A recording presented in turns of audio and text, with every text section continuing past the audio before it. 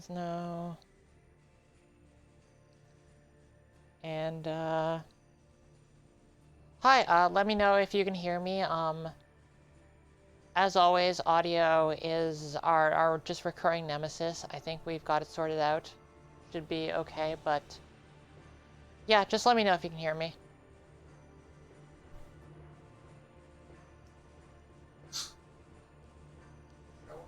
Yeah.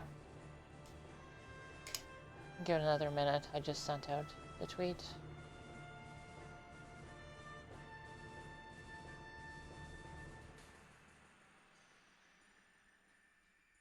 Yeah, if you can just holler in chat if you can hear me. If not, I'm gonna assume that we fucked everything up horribly and need to take some time setting up audio. Hopefully it's okay. Just yeah, just let me know.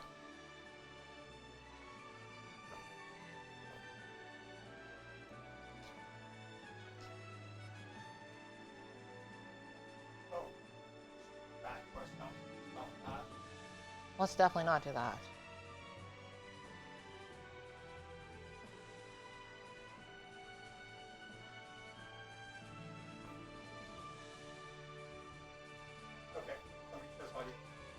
Great, okay. I'm gonna get started then.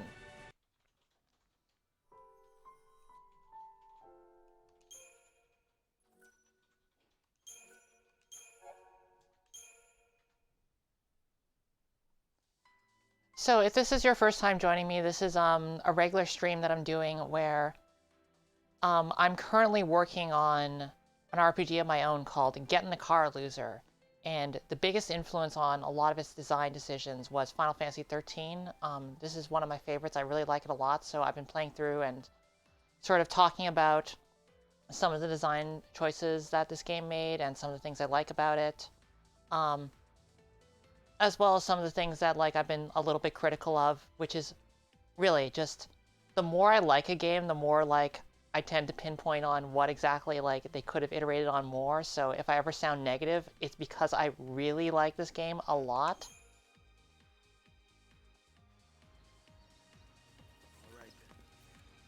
So what do we do now?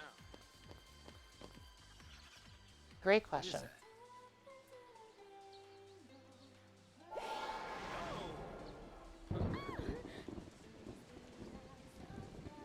A device that makes bad weather.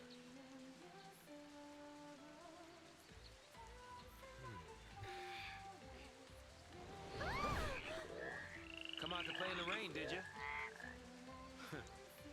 Isn't that adorable?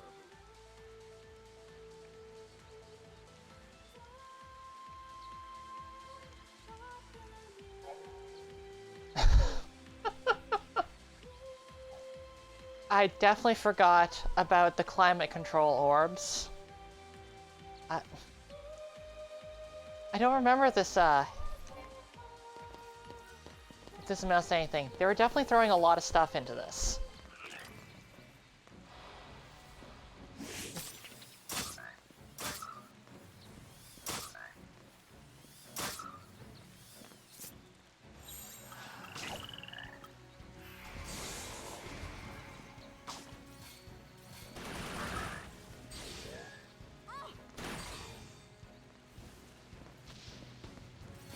So I feel like Final Fantasy's willingness to reinvent the wheel with every single iteration is honestly like one of my favorite things about the series. Like they're just constantly willing to throw out entirely new ideas, and a lot of the time they're not they're not always interesting. They don't always hit the mark.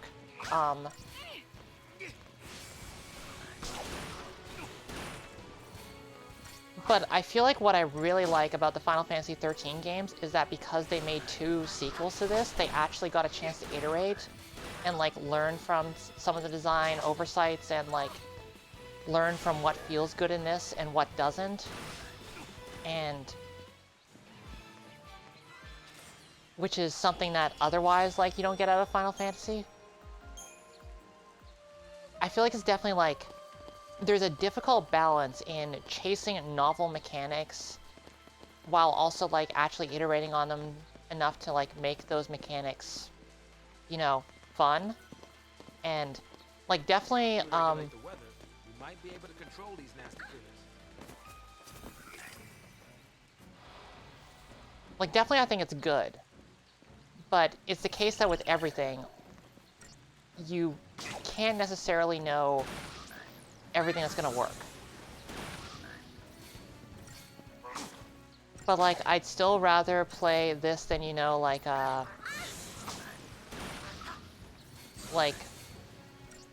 10 Dragon Quest games that are all basically the same.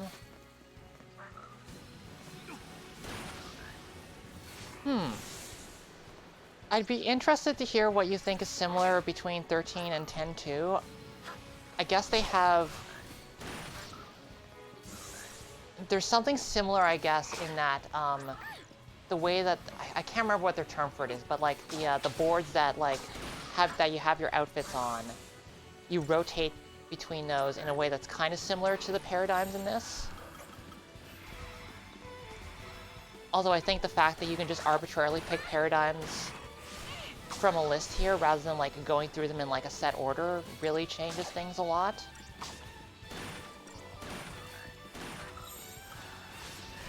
And like also I think is an instance of the system of like that in 10-2, because it's like they're either circles or like other weird shapes that like you have to like do in a certain order. And your placement on that board obviously matters a lot. But I think by making this like more open, like by having less of a restriction on it, it actually means that they can do like harder stuff or stuff that requires like much more like reactive response.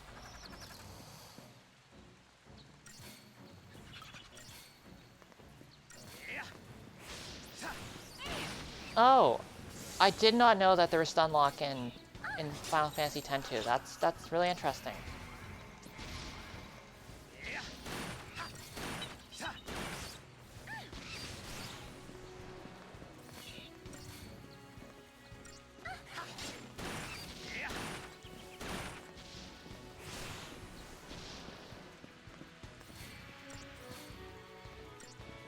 So paradigms aren't AIs. I guess they're a little bit like that.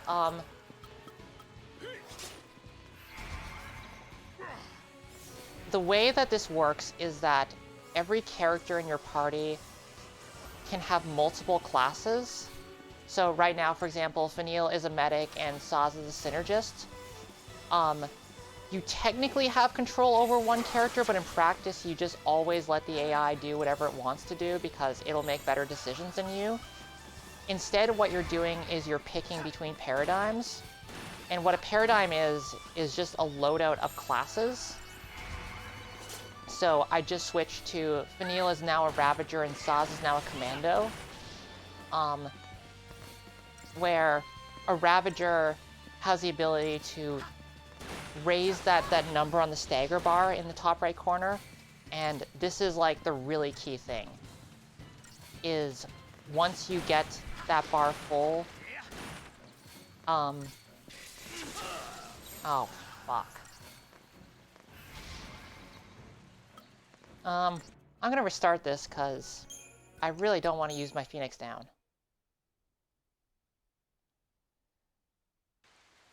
But basically you want to be switching between paradigms in a way that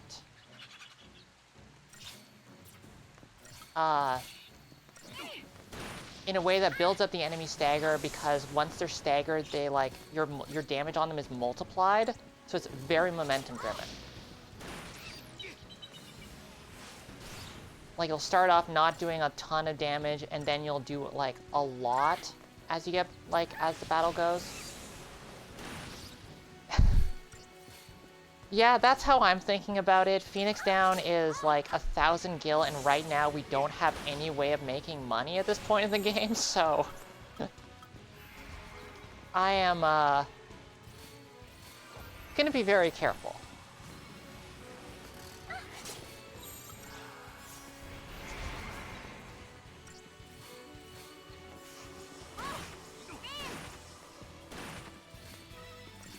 Yeah, money is definitely just in general very scarce in this game. Once you hit a certain point, there are places where it's like possible to...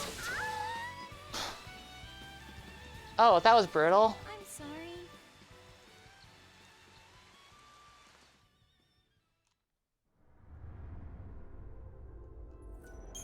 Yeah, so there are definitely things you can pick to like specifically farm for Gil.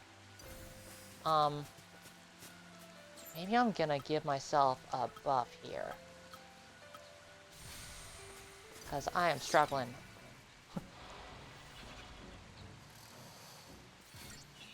Yeah, so the scale piece here, this is an enemy that we like encountered one of very early on. Like, we had encounters with that were just like singles of them, and they were really hard to deal with.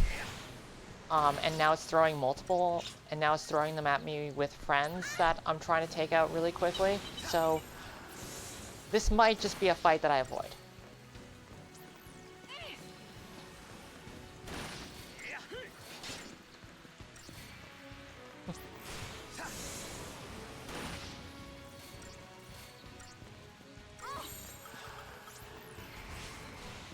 I could just stagger this jerk. It would be great. Fuck. Yeah, generally the AI makes really good decisions, and I feel like this game would not feel fun at all if it didn't. Like, it needs to be very smart, otherwise, you know, you'd be frustrated by it not doing what you wanted it to do.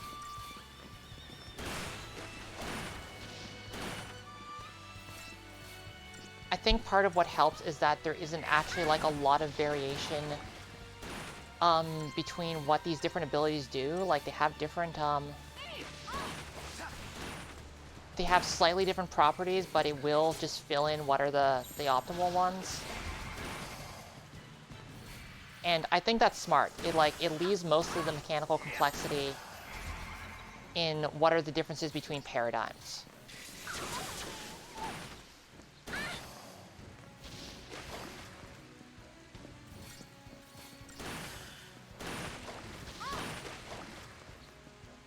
Oh, this is not going well. He is like... I've nearly used up that stagger meter and he is still very much alive. This just might not be a good fight to do at this time.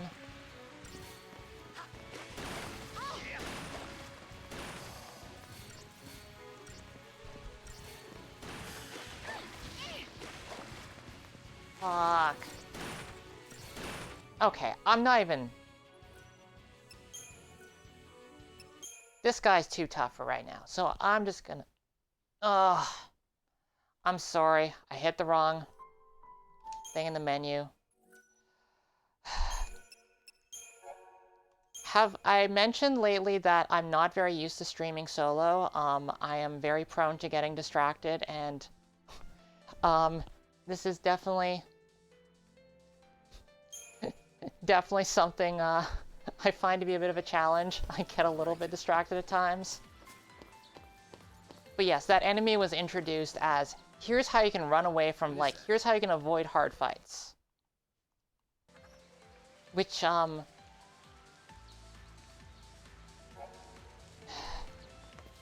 I'll just fight them again. That's fine. No problem.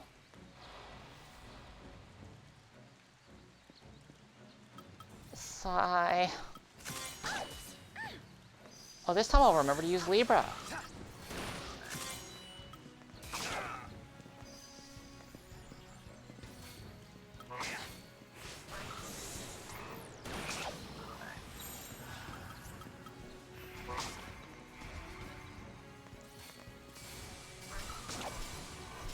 Yeah, the weather system, I don't remember. Does it appear anywhere else? I really don't remember that being like a major thing, so I think it's just here. This definitely follows the path of many Final Fantasy games and having a lot of weird one-offs that don't really pay off.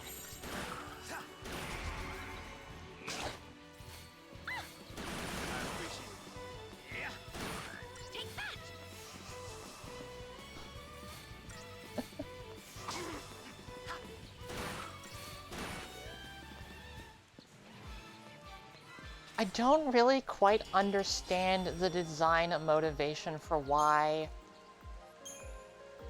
Oh yeah, I remember what you're talking about now.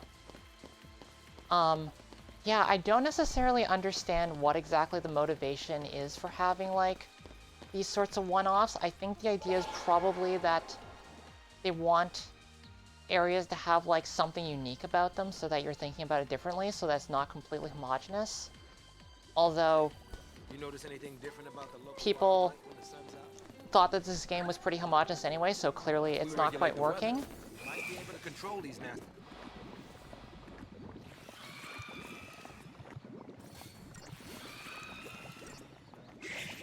It's definitely just, like, weird to imagine what sort of project structure would even lead to you having, like, time to justify spending on such a weird one-off thing. I can't imagine it, but also, like, I've never, you know... I don't know how Square Enix actually develops stuff.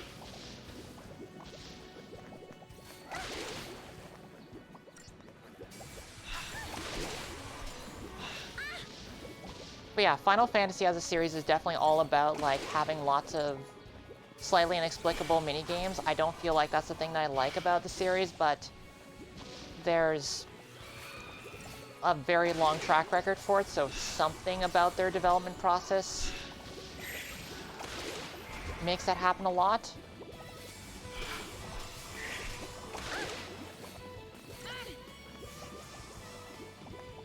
Like, I feel like personally, I don't really like doing one-offs, but also I'm just one person doing programming, so it's a lot harder to do.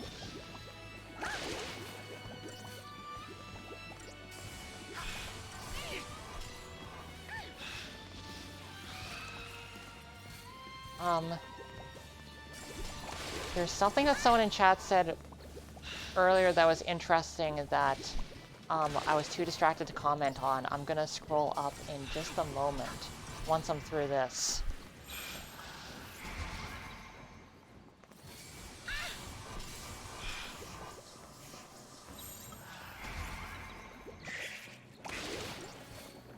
And yeah, I do feel like this isn't a super hard game, but it's not an easy one either, and I feel like that's really, honestly, really important in RPGs. Like, I want them to be difficult enough that, like, it's interesting, because otherwise they can potentially be very repetitive as a genre. So if you're not, like, constantly being forced to think about what you're doing in fights, if you're just mashing A and, like, able to look at chat and not get distracted, I feel like that can potentially just be, like, kind of boring. So, I don't know. I feel like Final Fantasy should be hard. And that's definitely been my ethos in Get in the Car as well. Oh, okay. Someone was describing the Sword of Fate in Get in the Car, which I will show in a couple hours, as being kind of Limit Break-like. It sort of is, but you actually use it a lot. It's mostly... I would think about it more as, like, I'm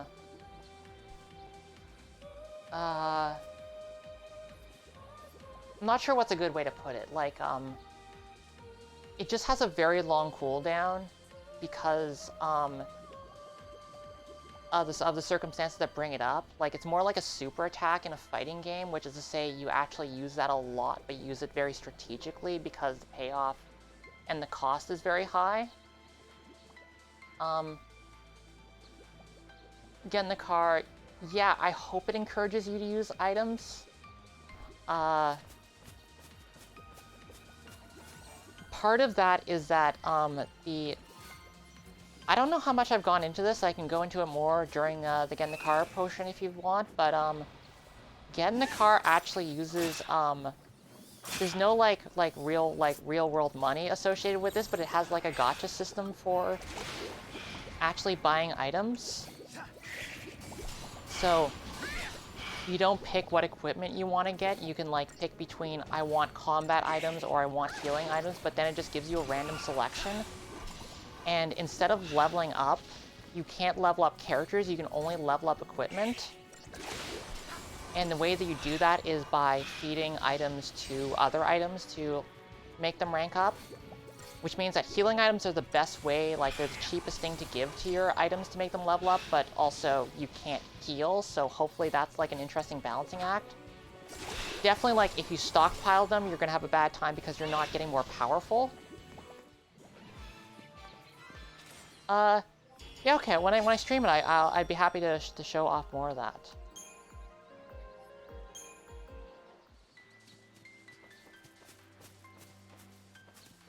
Okay.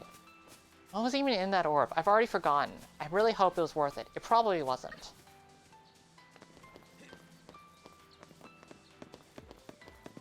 Is there another orb over there? Is there anything? No, I'm just gonna ignore that. That looks like none of my business. Oh, okay. So the interesting thing about carry limit is, in Final Fantasy XIII, Lightning Returns, the second sequel to this, which is, takes a lot of the systems, but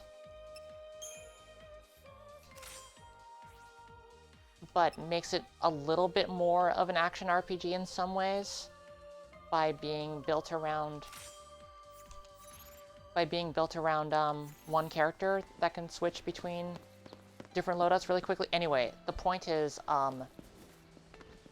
because it has like a Majora's Mask style time loop system, where health like doesn't get healed at the end of every fight,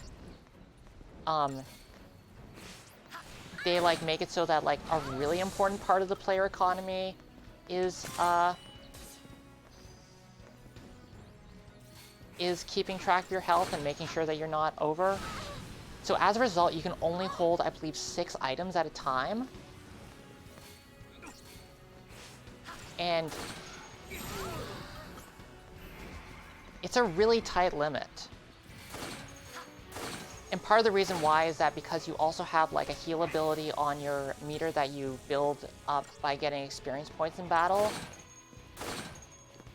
So, like, healing is really expensive, and you can just go back to a store at any time, but because of the time limit, you're like, if you're really far into the weeds, you might not want to, like, leave. Which means that basically healing either takes money, time, the other meter, or, like, some combination thereof. Which I feel like is just a really interesting number of things to be balancing. I really like it when there's complicated systems of things that you're constantly trying to economize around.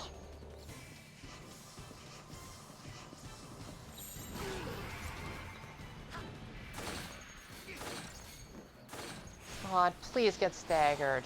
Yeah, just... Oh.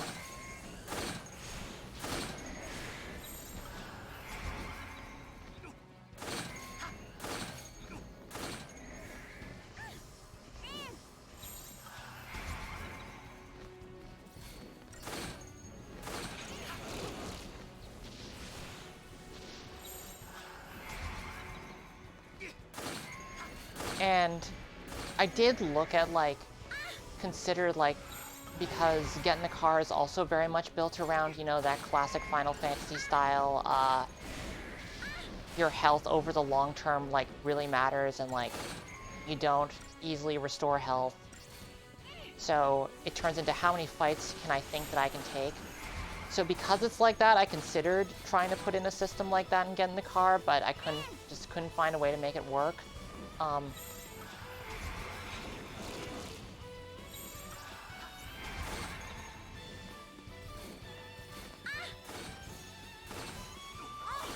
I think the time loop thing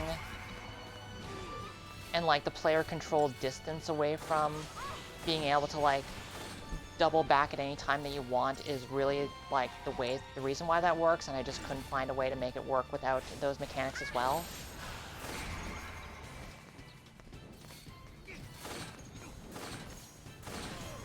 Oh, come on.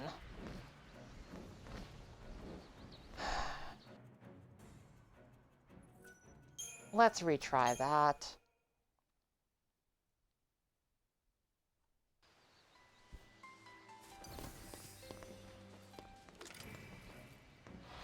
Yeah, so close.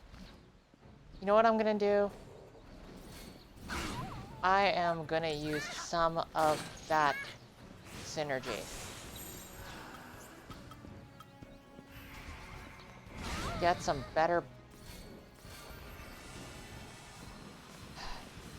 Not that Saz has defensive buffs, so this is still gonna be a bit of a rocky time, but hopefully that'll help a little.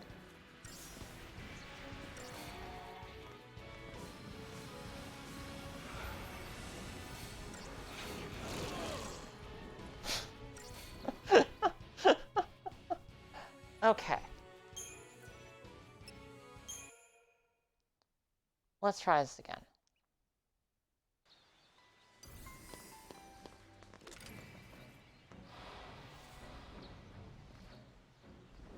So let's start with a little bit of sabotage, but then do I have...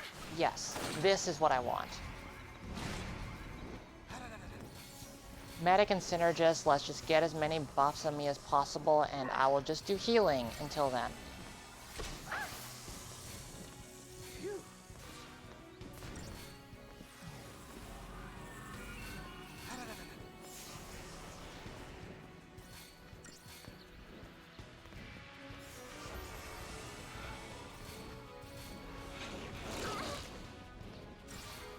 Okay.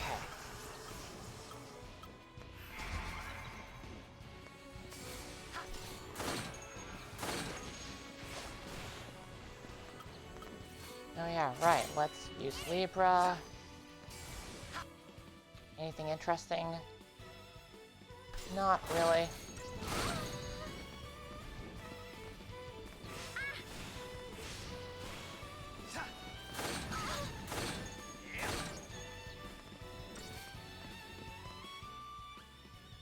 Okay, it is susceptible to poison.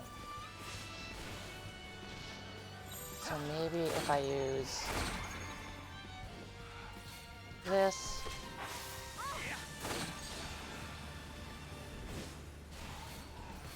Let's just like build up that meter a little bit more.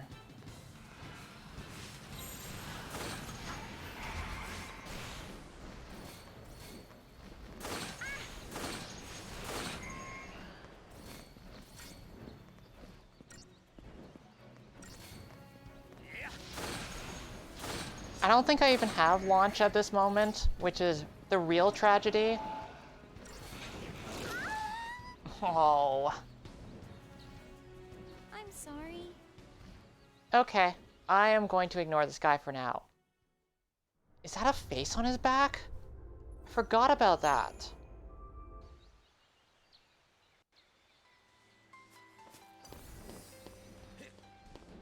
Okay, I'm gonna have none of that. Definitely there's a problem where, yeah, the current party here, this game is really not built for two people parties. I get why they want to have like characters just bouncing off each other in these bits, and it's interesting. It's interesting writing-wise, but it unfortunately has the problem of the game's battle system is not built for two people parties. So they're just not very good.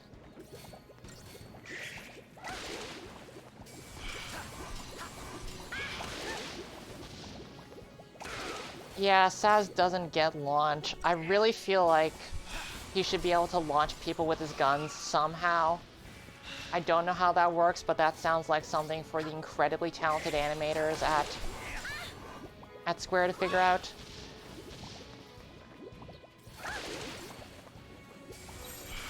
Every other animation in this game is great, so I'm sure they could find a way.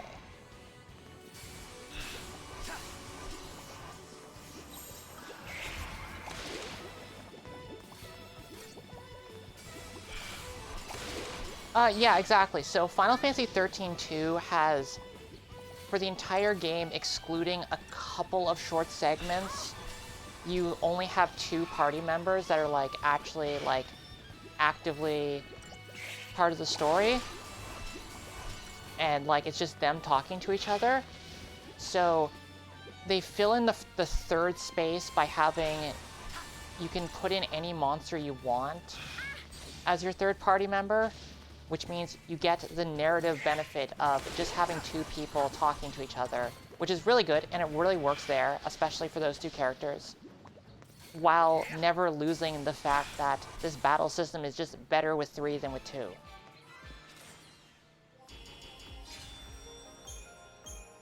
Also means you can see more of the cute robots in this series, and that's always good.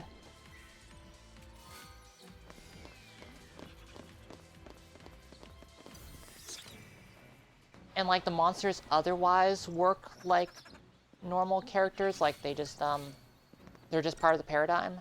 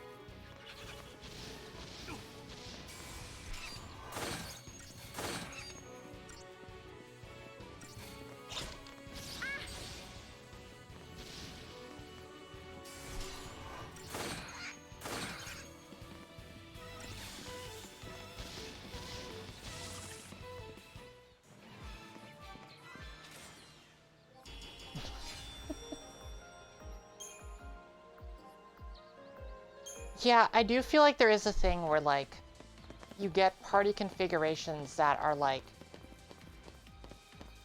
unusual or challenging because, like, you have to deal with what's the weak spot in Saz as a synergist. And, like, I think, generally speaking, not giving you every option and forcing you to, like, adapt is really good. Just in practice, I don't know if the system quite works for that or not. Okay, well now she has Fyra.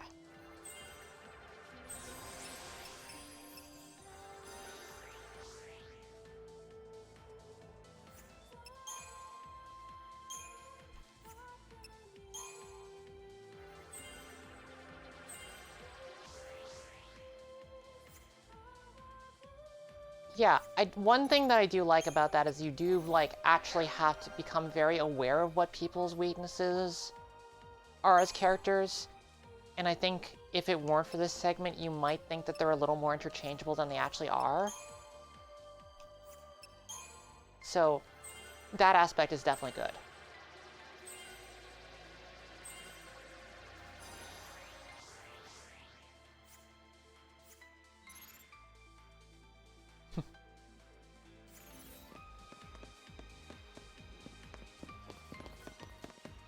Yep, we're still in Vanilla and Saz. We're currently in the Sunlit Waterscape, which I really feel like has some of the best music in this series. Or in this game. It's really good. I really like this song a lot.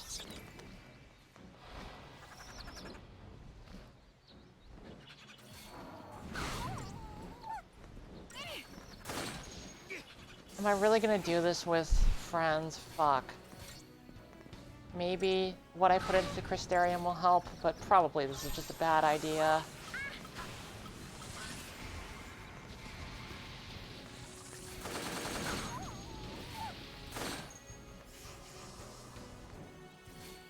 Ooh.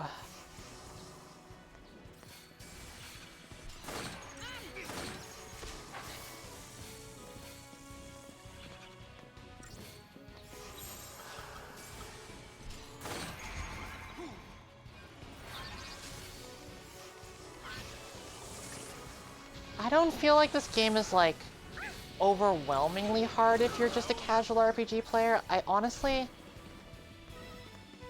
feel like one of the things is that if you have less genre knowledge, it might actually help you, because it means that like you're not trying to play this like a classic Final Fantasy game,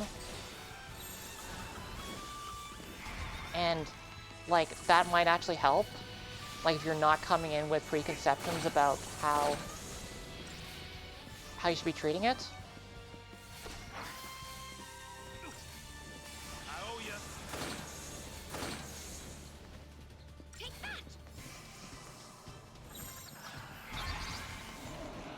Okay, doing a lot better this time. I guess leveling up is a good thing. Who knew?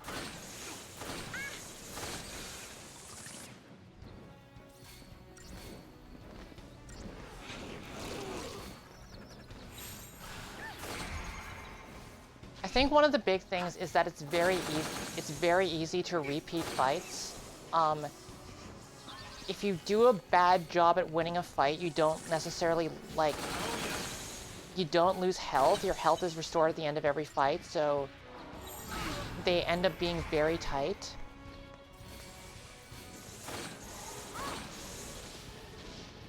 And there's, like, no hard game overs.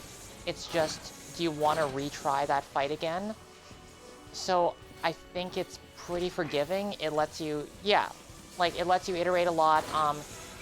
When you restart, you can always change your loadout. You can always change your paradigms.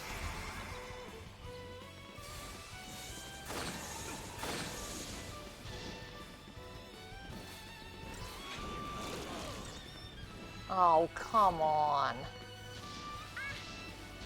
Man, I stopped paying attention for just... One of the things here is that I'm playing much worse than... If it seems like I'm having a hard time, it's partially because I'm distracted. Oh, this isn't even gonna kill it, is it? Oh, man. I don't want to reset, though.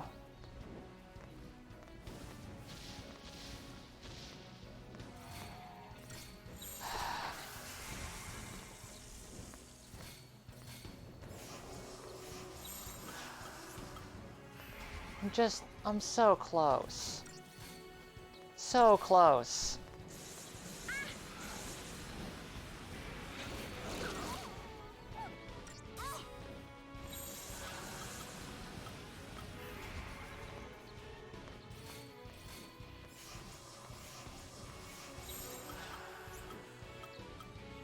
I don't think that poison helped. Okay, so here's the problem with, yeah, stagger means that you do a lot worse when you only have one character than two, and the reason why I'm having so much trouble in this is because that meter goes down. Yeah, one character just can't do a lot. You'll note that, like, the stagger meter never, like, won't build up if you only have one character as a rabbit, if you only have one character, because a commando can't really raise the stagger meter much, but a ravager, the way it works is that if you have a commando active in the party, the bar lowers slower. So, yeah, this isn't gonna work. This is just... I am just wasting my time.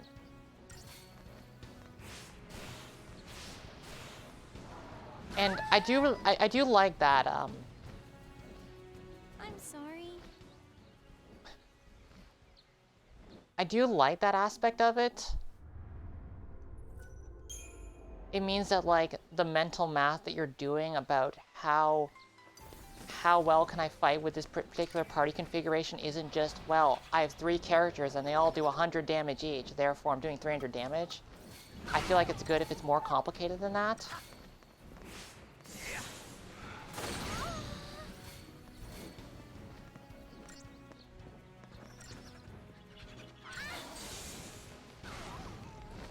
And like, I feel like they've done like a really tight balancing act, especially with a lot of the passive abilities.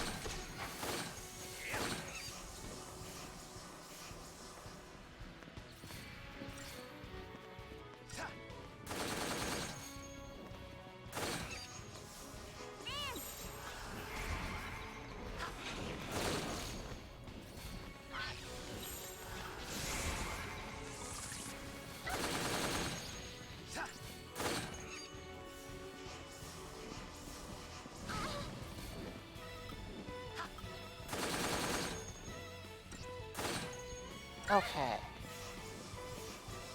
You can do it.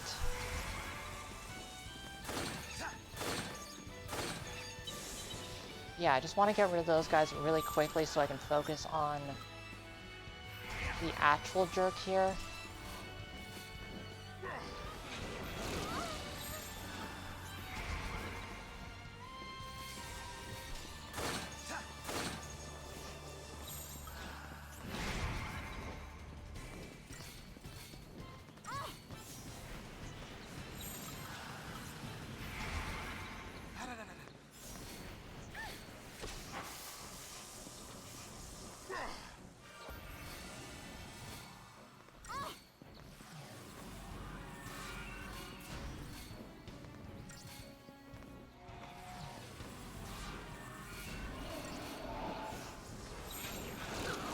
Yeah, as much as I feel like out-of-combat attrition is really interesting, I don't feel like classic Final Fantasy doesn't necessarily do a very good job of it, precisely because like you're just relying on your spells, and therefore it's really attrition of MP that matters.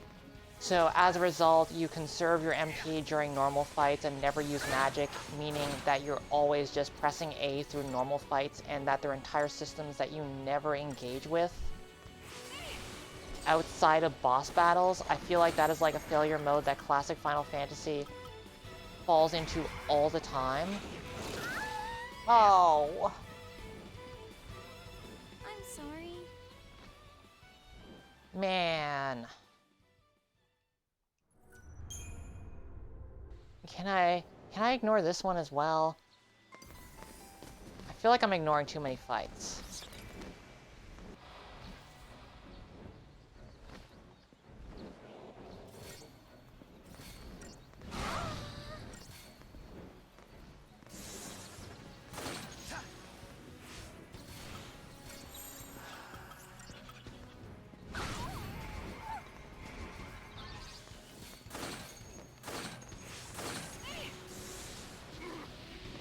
Yeah, it might be run back to the weather orb and make it rain on this guy. That might be the winning move.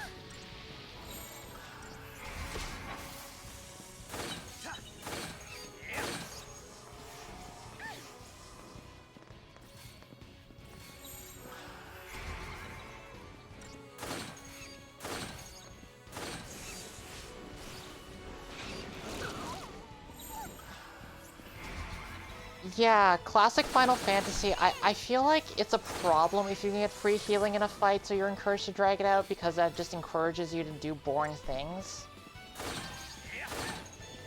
Like, I feel like one of the biggest problems a game can have, and RPGs often fall into this, is it can reward you for doing something that just isn't actually fun.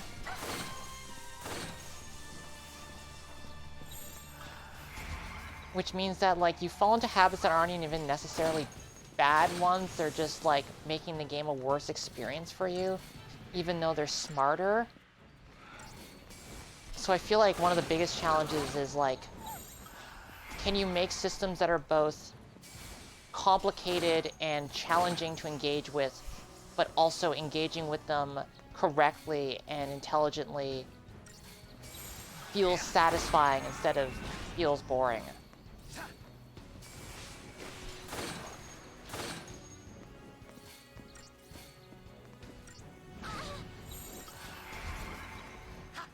There's also the thing in Chrono Cross where at the end of each battle, it lets you if you had any healing elements available that like you could have used but didn't, it just lets you do it at the end of the battle for free, which I thought was a good way of doing it. I don't really like that game's battle system very much, but that's one thing that I think really works in it.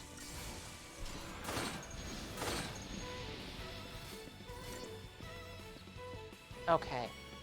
Can I get him this time? I'd honestly strongly be considering dropping a Quake here, if not for the fact that he's a flying monster, so it wouldn't work.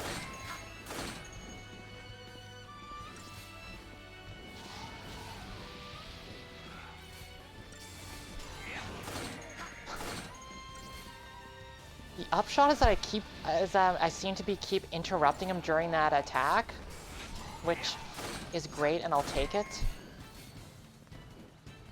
I'm not, like, entirely doing that intentionally. Oh.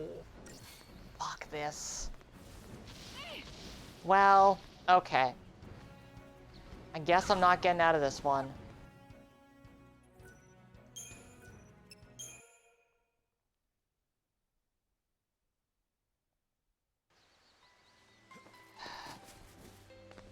Let's go find an orb.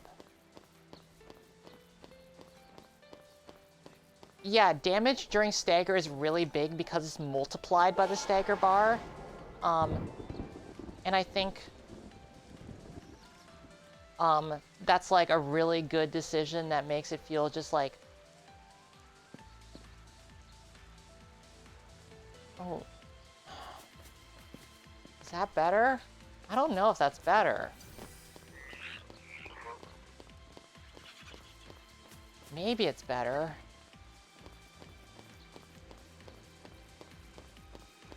Yeah, that's the other thing. Vanille doesn't have her idol on yet, so, like... There's not really, like... I can't, like, really expend anything to make that fight easier. Like, if it was just a matter of spending more TP, I would absolutely go for it.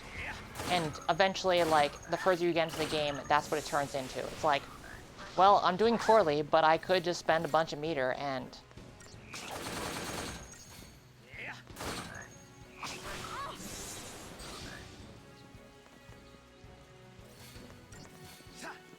And I feel like that's, like, a really good thing for, like, cases where, you know, it just, you can push your luck, it's just expensive to do it. Whereas in this case, like, there's no, like, cost to it, I just can't do it. It just doesn't work. And yeah, there's absolutely no reason to be ending a meter with full TP. It's just that currently all I have is Libra and Quake, and that guy was a flying enemy, so nothing I can do there. But it's otherwise a really interesting thing to balance. Like, just knowing you have a resource, and if you don't spend it, it's going to waste, I think is really good.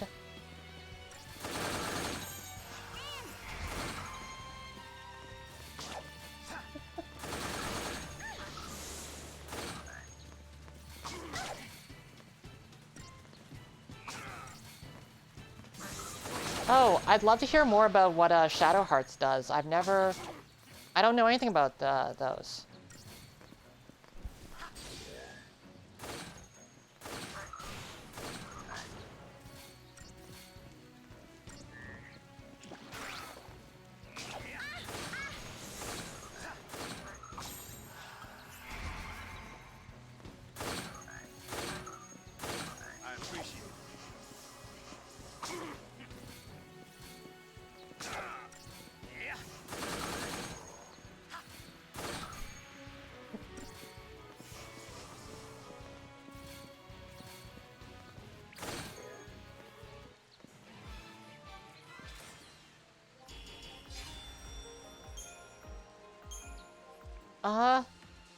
I don't have any current plans to play Lightning Returns, but it's definitely something, it's definitely something I'd like to stream at some point, just because I really like it a lot. I feel like it doesn't necessarily succeed at a lot of what it's doing, but what it's doing is so experimental that, like, that's not really a strike against it. Like... Oh, man. Did I got turned around. Fuck me. Oh...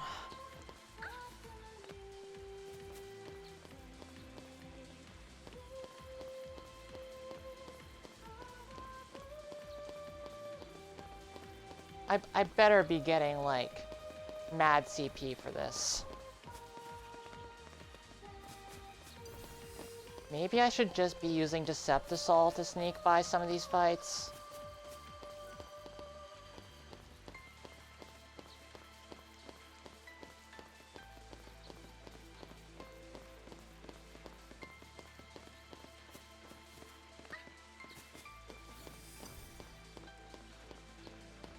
Okay, so that one, absolutely not.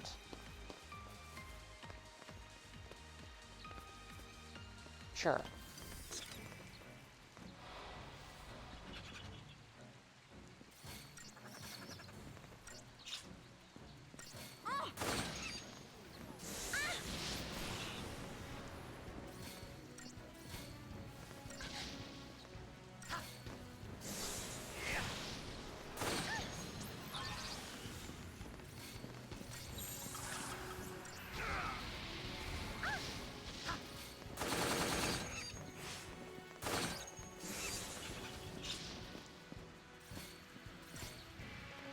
I feel like it's definitely unfortunate that you can get really easily turned around in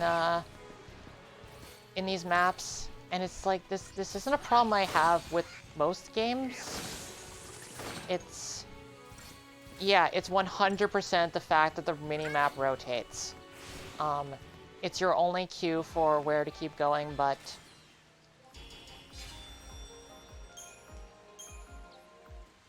yeah, it always throws me off.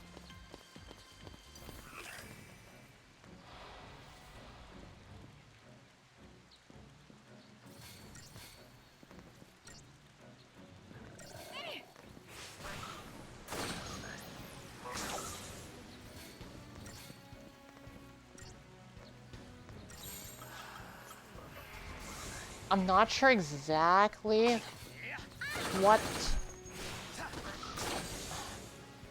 what's making the... I think it's interacting with something else poorly, possibly just the fact that these maps are so twisty and you don't have a good sense of what direction you're going in. Man, that was a cool animation. That just looked really fucking sick. The bit where the enemy was attacking and... Yeah, that is cool. Love a good interrupt animation.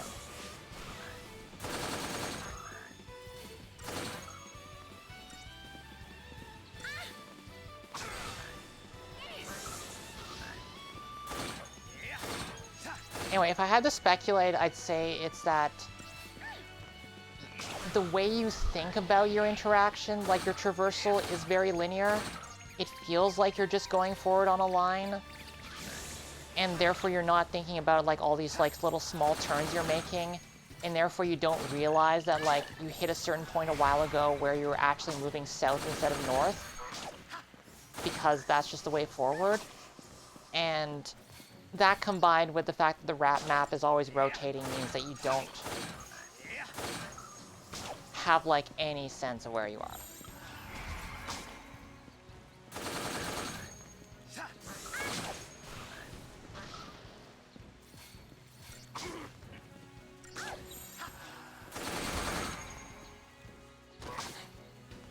I could be wrong on that. I'm not like 100% on that, but that's my theory. Please, please no more friends. I'm begging you.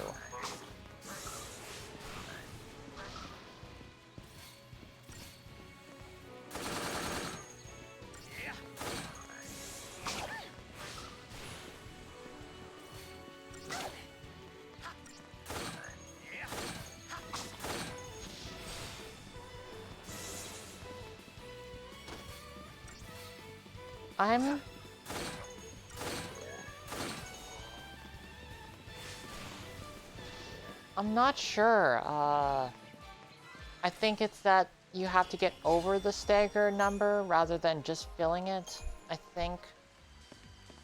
I could be wrong on that. I'm not like 100% on all the math here.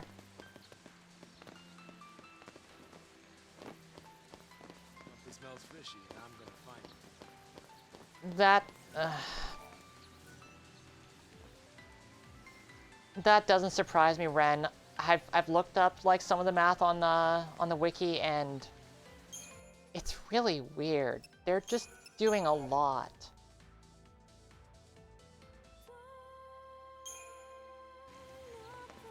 And some of those things are exposed, like there are weapons that have explicitly the ability quick stagger, which is like satisfying and you know about it, but it's not, some of it's a little opaque.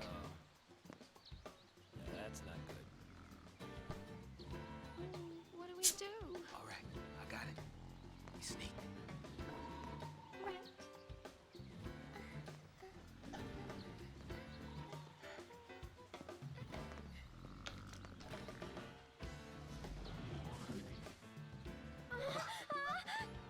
Just too much to ask to cut me one break, isn't it? Come and get it!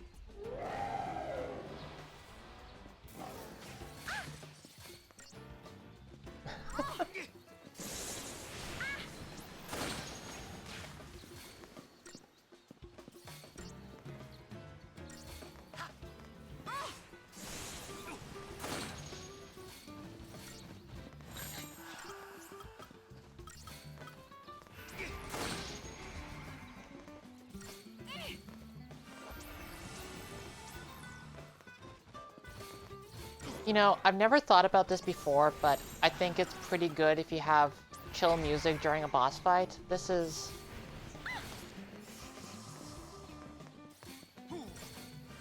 a good vibe. I like it. I approve.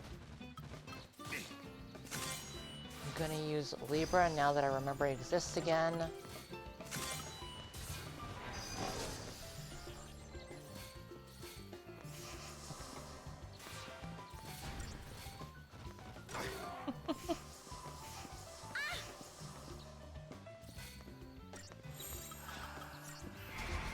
Chill beats to fight bosses too. I owe ya.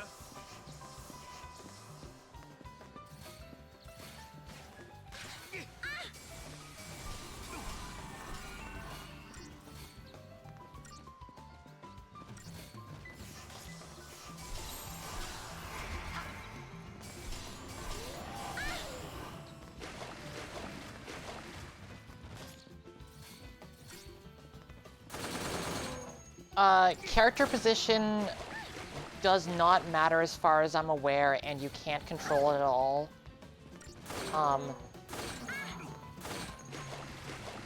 I don't think it affects anything at all.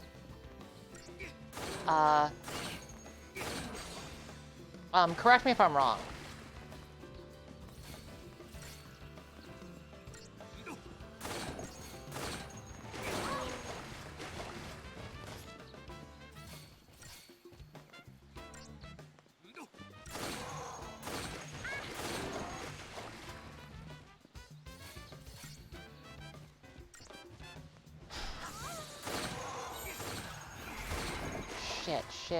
Shit.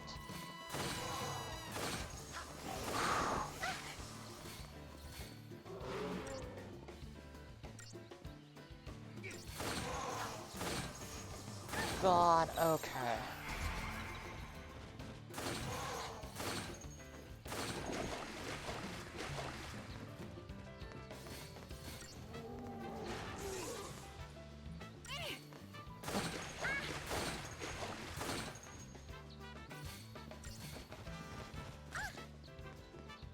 I think usually the animation stuff that it does is really good. I think this particular fight is slightly a failure mode because I think it's just because they're unusually large. Normally they don't shuffle around so much, and the way the system picks like what animations things should be happening looks Usually looks really good.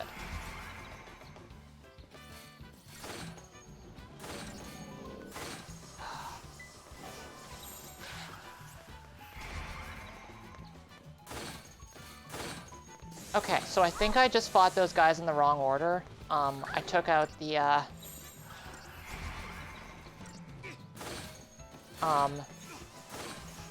should have taken out the... Should have taken this guy out first, I think. No. Oh, no, they're just buffing themselves. Okay, no. I guess it does not matter in that case. Let me see.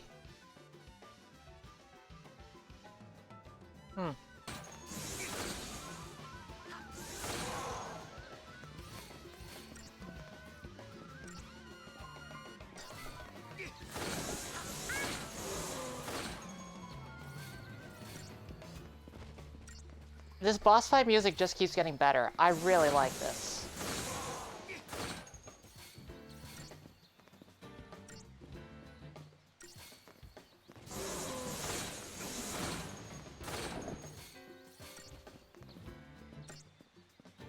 Unfortunately, you just missed the wild brass solo.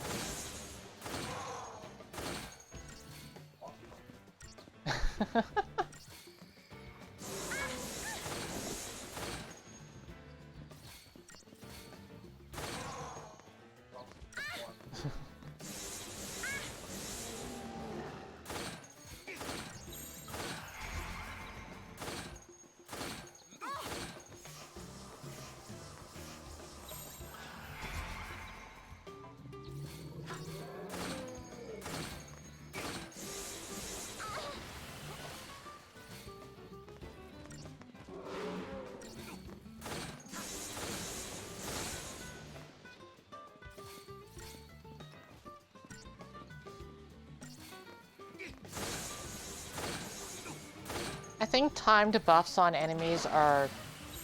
I generally like that. There is a thing where, like, your battle system has to actually be responsive enough that, like, you can react to them or it doesn't really matter, and that's a little tricky.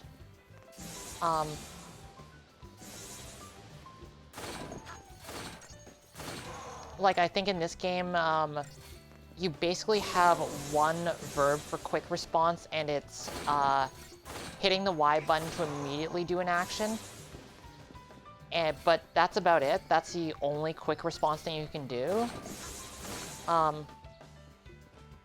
Oh, and using items. Using items is also a thing you can do, like, on reflex, but otherwise, the fact that the game is so slow in battle means that there's just, like, not a lot you can do to respond to timing-sensitive stuff.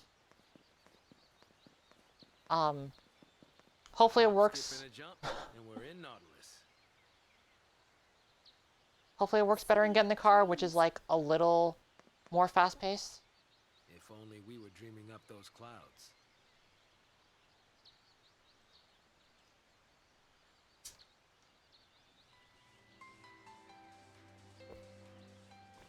Excuse me. I don't know if it's time to be daydreaming. Saz, let me drink water, please. It's important to hydrate. Just gonna run and take a look ahead.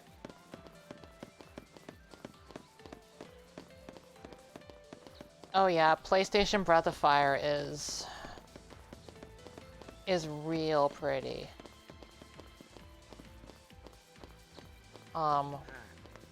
I don't remember the numbers, but those sprites on 3D just looked real good. I don't suppose there's a hole anywhere in this vent.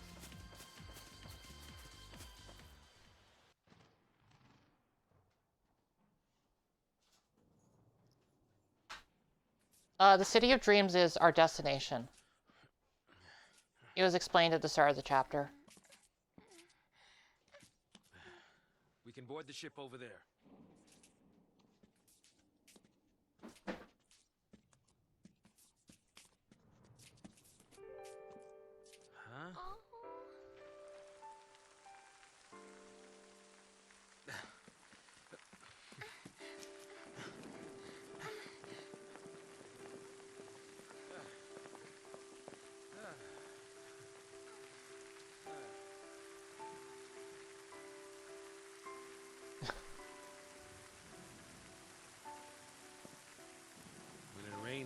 here it pours, and then it rains some more.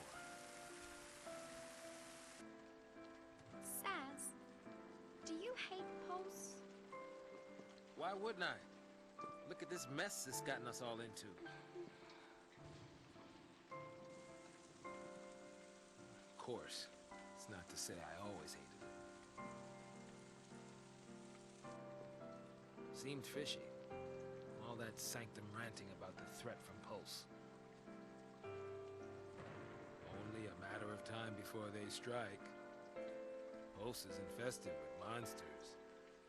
Scare after scare. Not even a shred of proof. Tired old cynics like me? Mm-mm. We don't just swallow that tabloid crap. No, not me. I figured the Sanctum was up to something crooked. At least until I got dragged in. Yeah.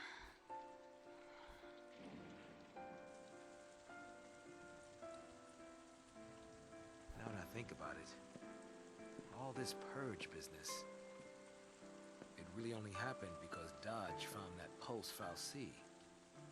You're wrong. Huh? Don't blame him. It was all...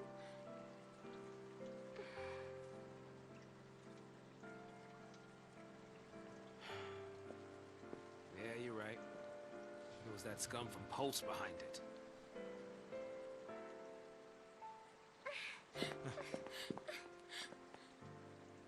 I might as well have tried to stop the rain. I fought the tears, but they still fell. You're getting soaked. I'll be fine. It's only water.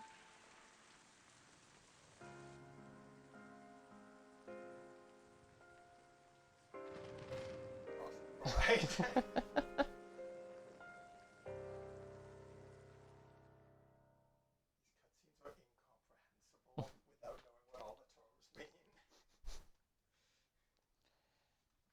Fair. Just on the record, I'm pretty fond of Pulse.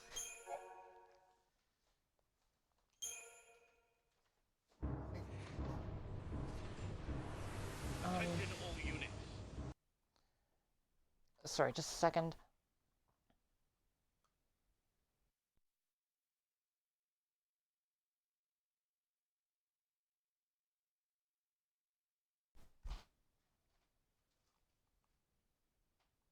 This is Director Roche, SciComm Division.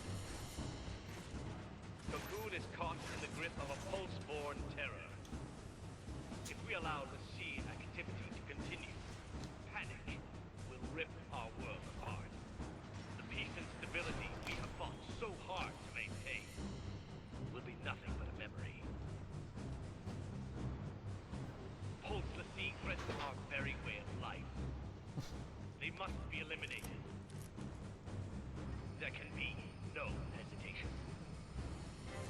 That is all.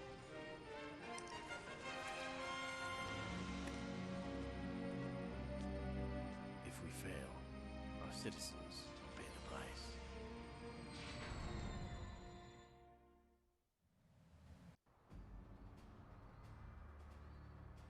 Task Force reporting. Begin operations immediately. Sir! We can make it. Get to the station and board the train for Eden. You think it's still running? Well, if it isn't, we'll make it run. Then punch straight into the heart of the Sanctum?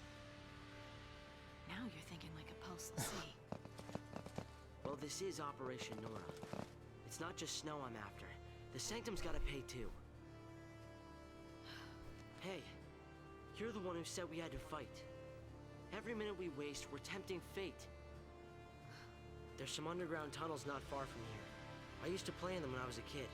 No one uses the entrance anymore, so even the army doesn't know about it. But I know where it is. We can sneak in under their noses. Sounds good. Great. Here we go.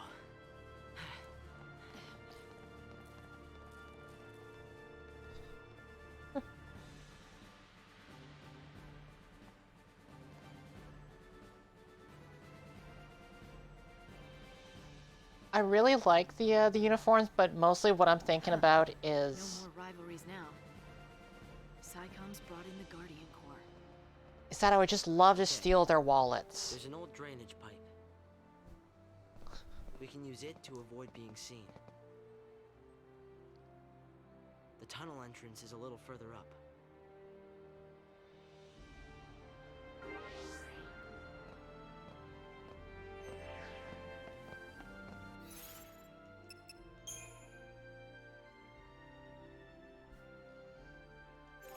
Okay, let's level up first.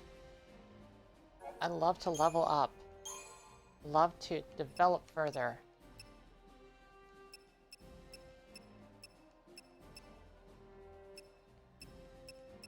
Okay, so I already got launch, only thing that matters.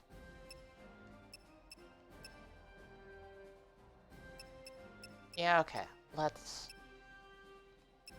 boost Commando first then.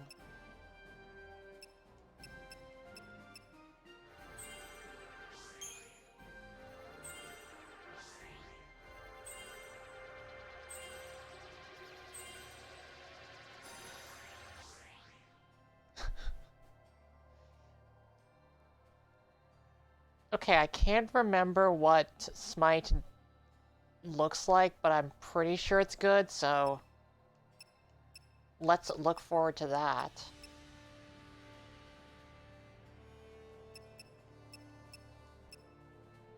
Quake, I don't care about. Let's boost Ravager a bit more.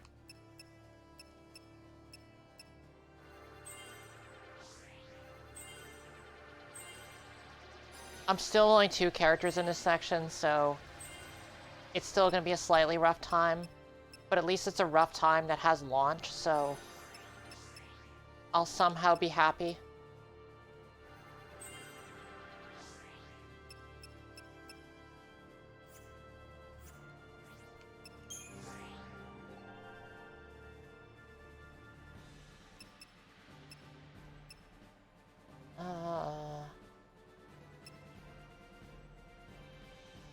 Let's boost Synergist first.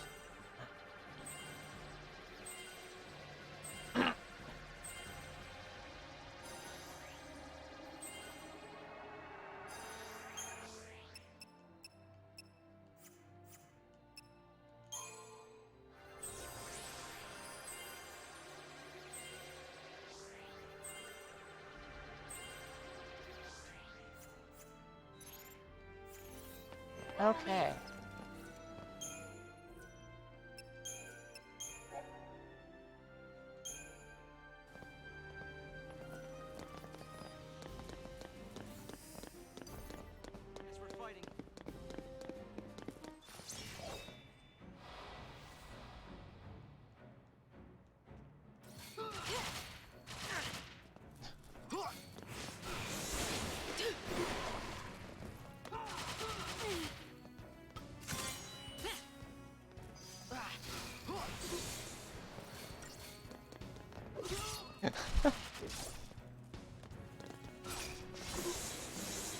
You know, someone getting killed during a launch just never stops being satisfying to me. Easy.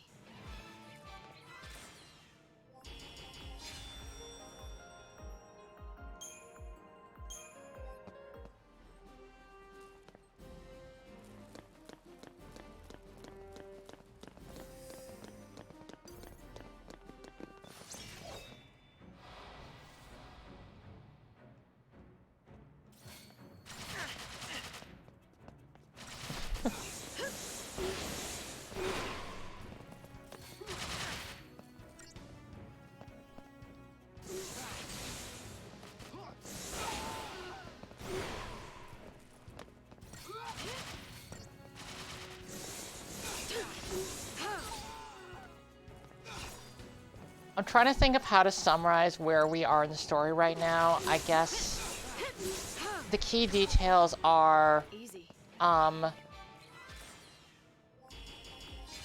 trying to remember exactly what we know at this point. Yes, credit chip. That's what I want. Give me some fucking money.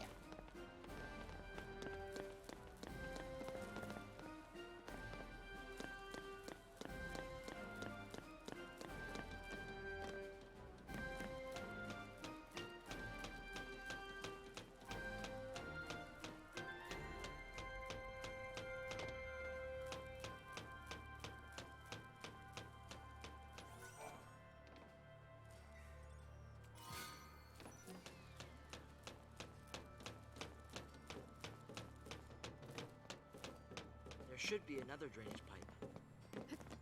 But yeah, basically your best and I think only source of money for most of the game is from human enemies, and there just aren't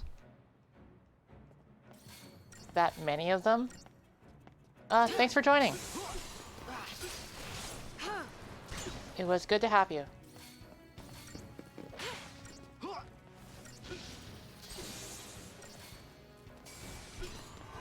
Yeah, only humans have money, which makes a lot of sense.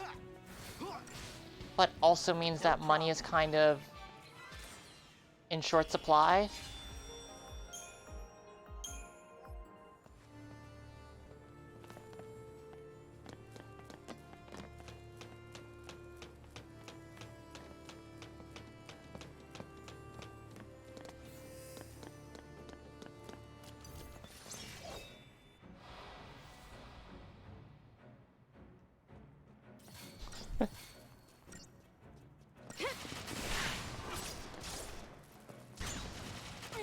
I definitely feel like it never feels quite right to me where monsters have money.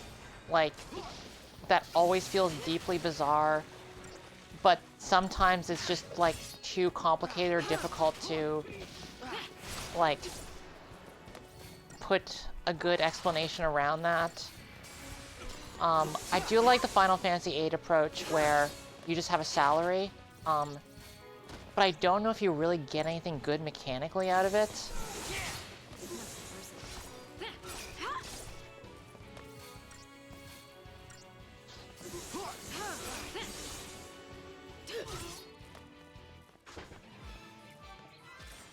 I feel like definitely like when monsters only drop loot that you sell to,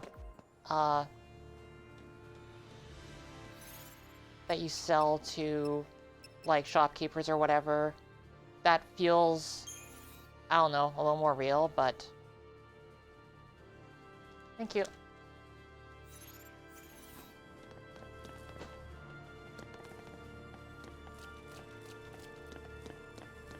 But I think it also like does like raise the question of like making you think about like how you're interacting with a monster ecosystem, and that can sometimes raise questions that you don't want to deal with either.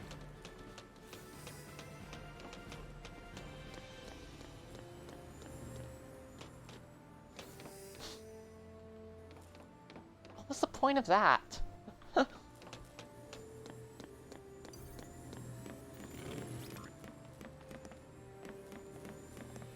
Hey, buddy.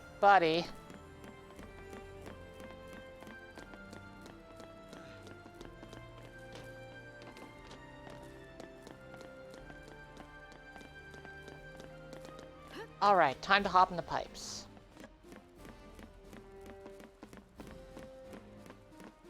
Talk about close calls.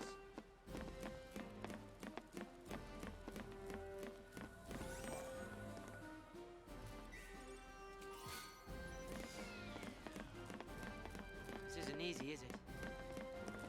I feel like one of the most egregious examples of this is making me think weird things and it's a nightmare to manage was Horizon Zero Dawn, where there are a ton of items that are just have money value, but you're not actually sure which you should be selling.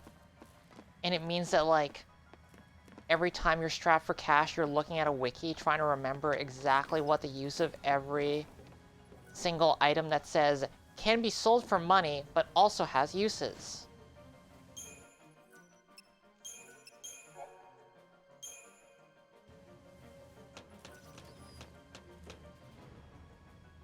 Don't worry, it'll be fine. Only kids like me know about that entrance. They'll find it. They'll call in a team and canvass the whole tunnel system. Then we better hurry. So, where's this thing come out anyway? Well, I don't really know for sure. We'll find out today.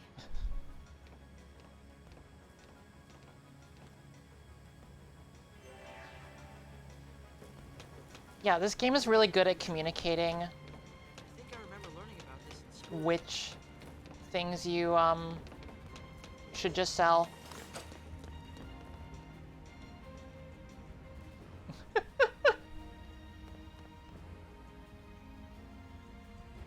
I really love this environment, and also it's extremely fucked up that Hope came down here to play. Like, how is he even still alive?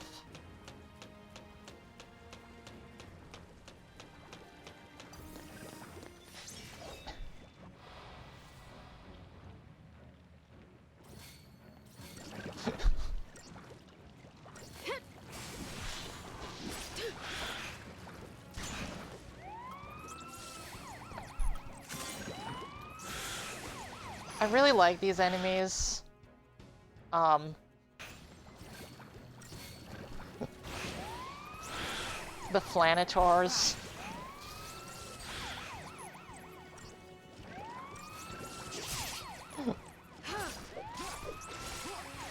Oh, stop healing.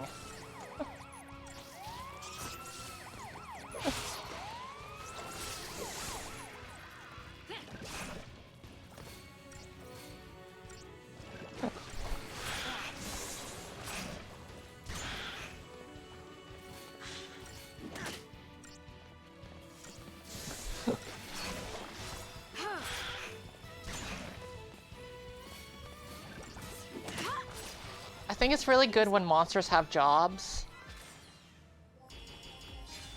Like, I really approve of that. This is what it looks like down here.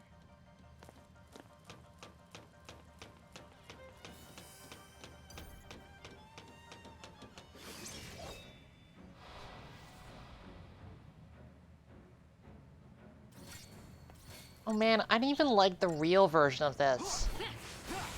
I'm deeply unenthused about fighting a robot version.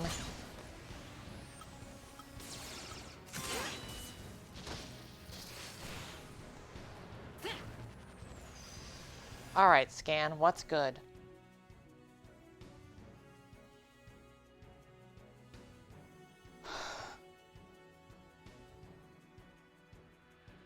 There is not a single encouraging word on this screen.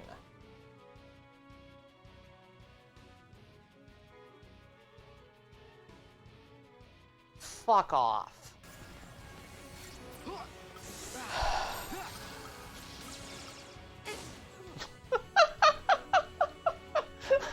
And so it ends. Great. Great.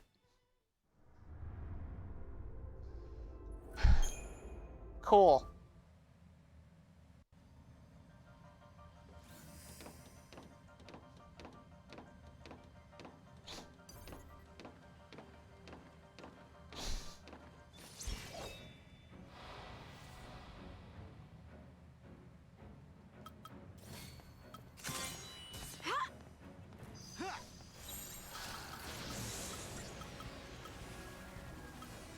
Keep up with me, Hope. Well, the good news is that Hope is actually a pretty good synergist. So, at least we'll get some buffs. The bad news is everything else. Also, I should really have a medic synergist paradigm. If I eat shit in this fight again, I'm definitely setting that up.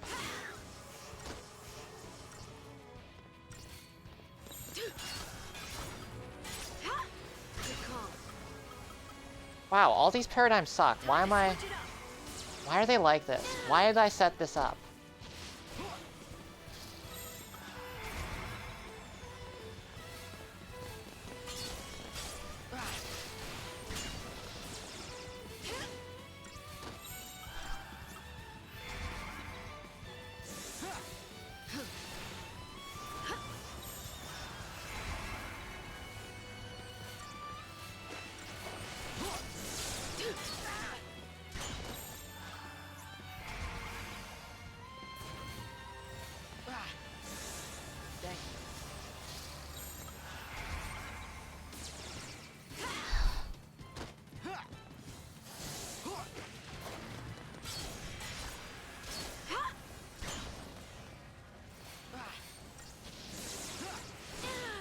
Oh, so close. I feel like the worst thing about, like, the way that the stagger bar is, like, it's dynamic what can be the amount that pushes it over. Okay. He doesn't have much hit points, at least. That's a good way of... Yeah, so you'll notice that while he's staggered, he doesn't have any of his bullshit resistances. So we are actually doing double damage plus the stagger meter, so that's... That wasn't so bad. Yeah, so once he goes down, he goes down. That's a good way of... That's a good way of doing it. Still fucking sucks, though.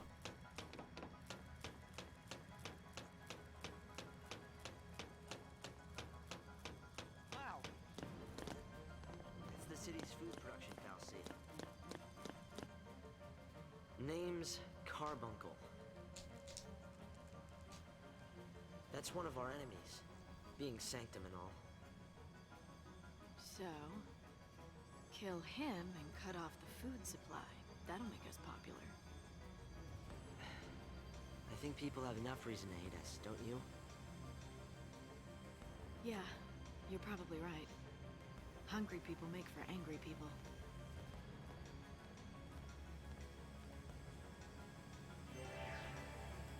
Why don't we use that as a landmark? Let's head for the fal'Cie at the center. Yeah, I think it's pretty plausible that in in Cocoon, people just eat fal'Cie poop. I think that's exactly what's being conveyed.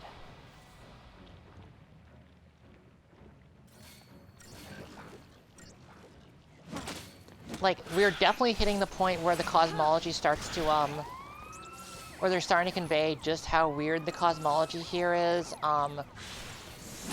fal'Cie are responsible for, like, power generation. They're responsible for apparently human food as well.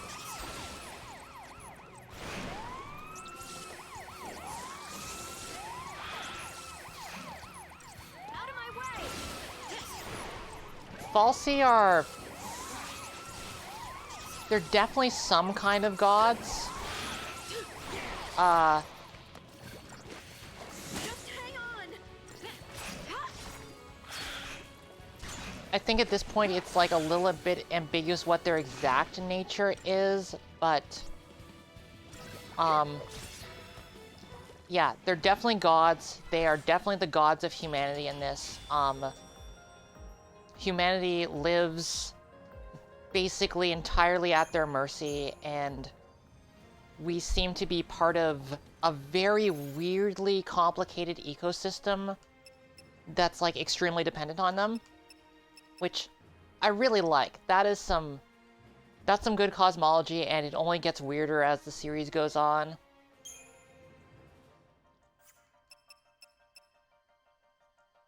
We got here through some kind of pipe, but this is like a food production facility. It's not really clear what the pipes actually were. You know, video game pipe. Okay. This is the one that I wanted.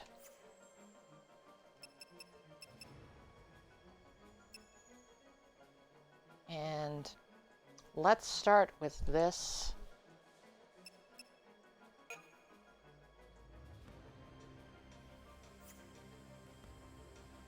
Yeah, okay.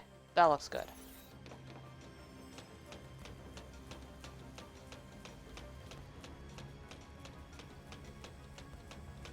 Oh, thank you, Xandra. I've been considering growing out my bangs just because I've had them for, like, I don't even know how many years. We'll see how that goes. I might get impatient with the awkward stage and just, like, trim them short again. Who knows? I would not describe the fal'Cie as, like, being very MacGuffin-like. I think they're pretty, like, they are what the story revolves around.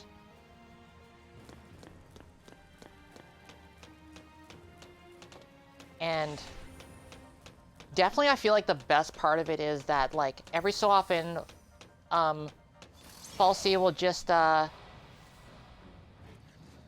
conscript humans into doing Come on, Light.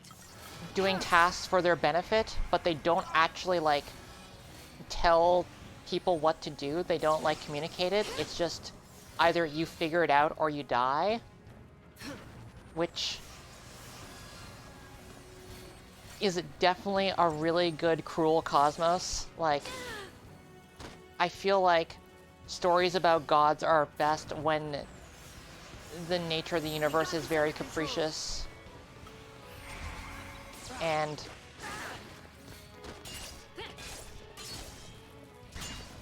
yeah, when fal'Cie conscript humans, that's you turning into a fal'Cie, which we all are now. We don't know what our focus is. We think that it has something to do with destroying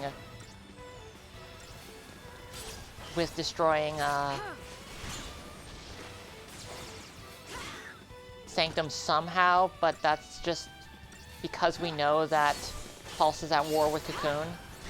We're not, like, basing that off anything.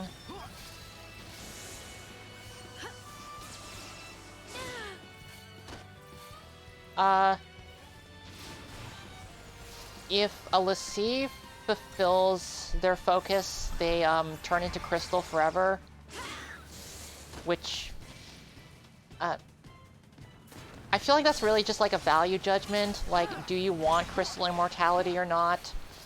Personally, I think that's a pretty sweet deal. Your mileage may vary.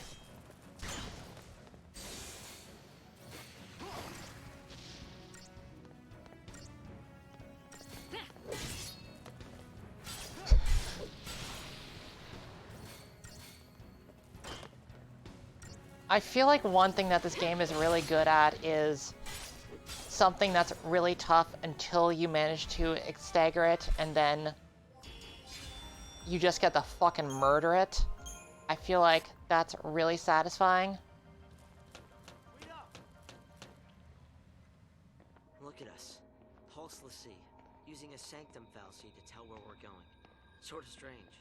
Not really. We've relied on them our whole lives. The food we eat, the light, and water, it's all from the fal'Cie. You know, I think Cocoon was really built for them. The rest of us, we're just leeches, parasites. You think? They protect us, nurture us, and take care of, well, normal people. They treat us like we're special. Almost like we're pets.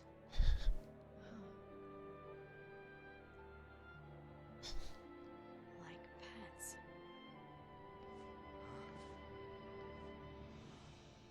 To them, we are just pets. That's it. Now it makes sense. I've been so blind. I was born into a fal'Cie world, raised on a fal'Cie leash. It was the only life I knew how to live. When it was taken from me, I was completely lost. Without a master to follow, my life had no purpose.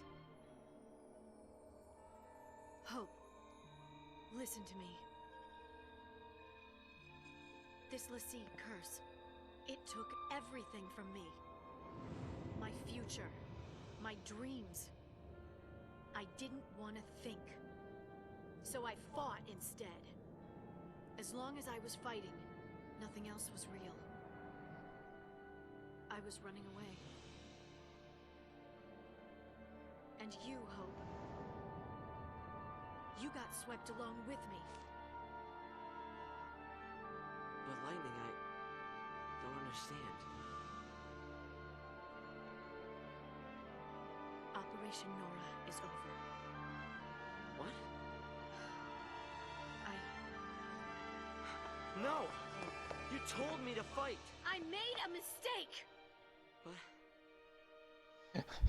do this. You can't just build something up like that, then abandon me. I won't abandon you. I won't.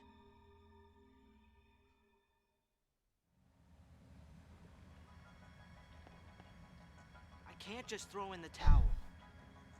Yeah, I feel like that is How am I the supposed to just forget absolute. about all this?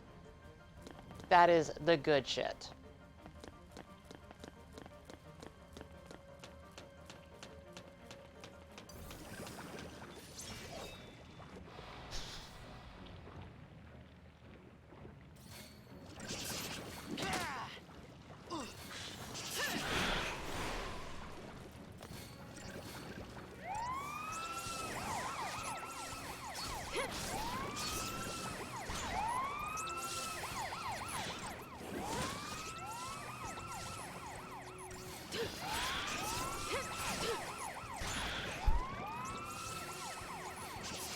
Oh, fuck off.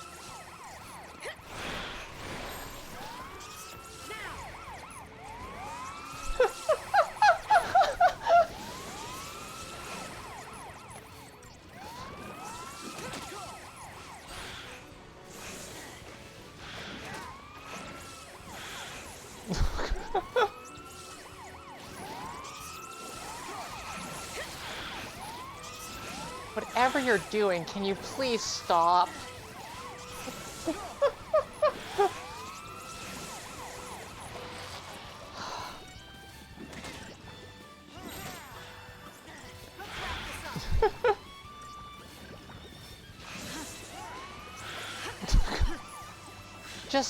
Just an awful fucking circle jerk going on here.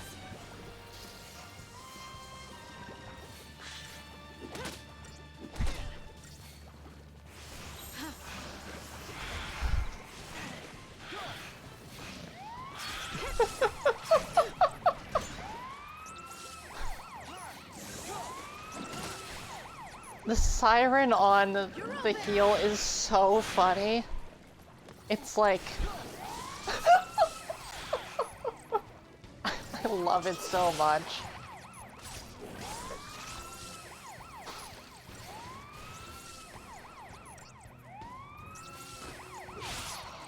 Please, just go up into the air and die.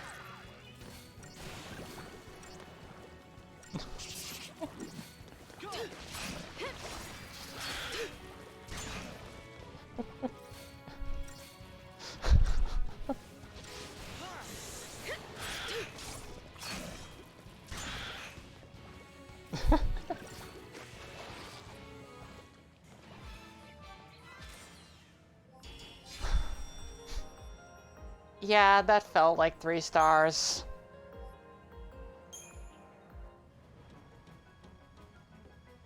Yes, in Final Fantasy XIII 2, you sure can put a Flander in your party.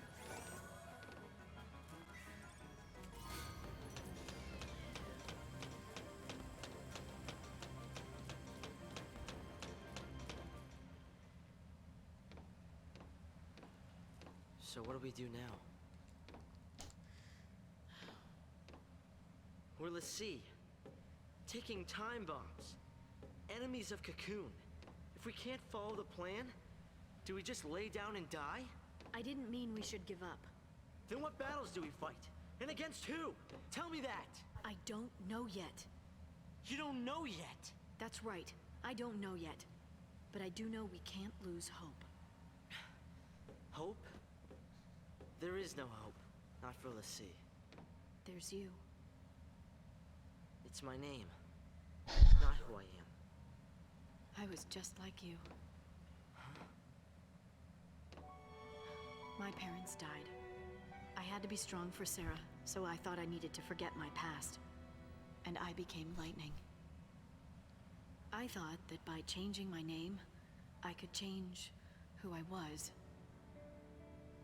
I was just a kid. Lightning. It flashes bright, then fades away. It can't protect. It only destroys.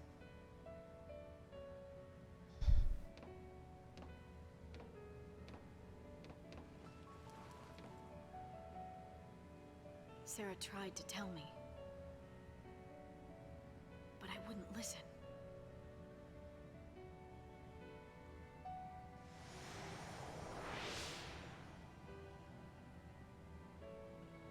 There you are. If you really are fal'Cie, it's my job to deal with you. Typical. I threatened her. Come on, slowpoke. Sorry. Got held up. Where have you been? I'm really late, huh?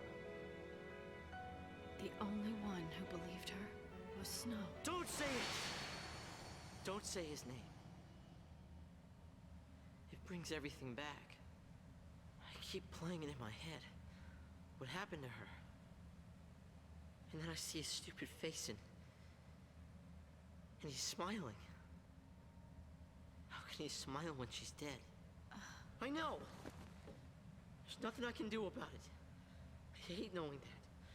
No matter what happens, she's not coming back. When I was fighting, there was no time to think about it. It felt good just to give in.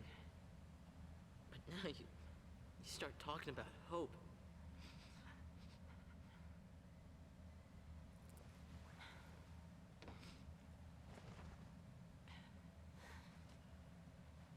I'm sorry, I messed up. It's my fault.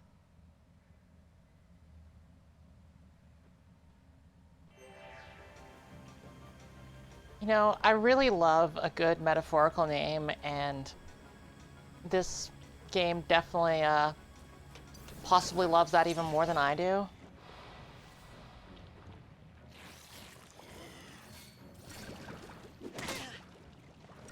Thanks.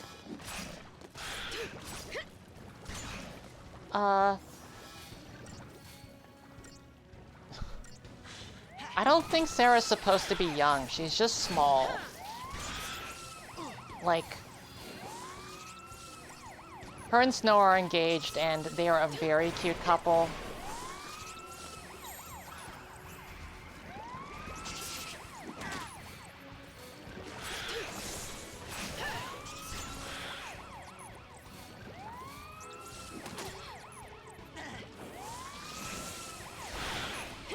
I mean, she's baby, but I don't think she's, like, supposed to be young. You're going down.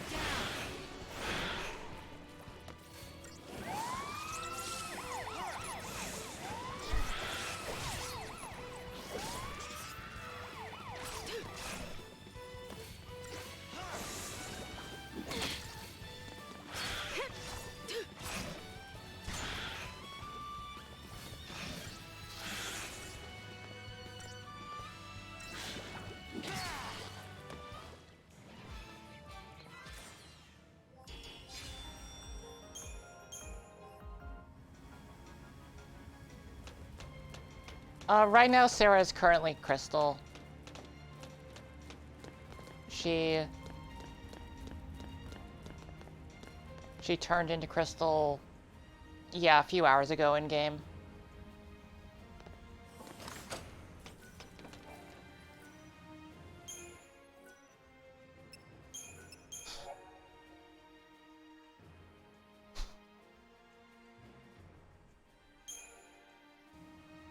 Snow is 21, definitely, like, feels like,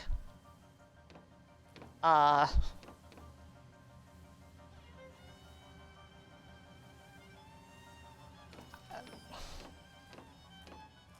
definitely the thing where no one in anything anime inspired has an age that corresponds to what it actually looks like. Just in any direction, ever. He does act like he's 21, to be fair.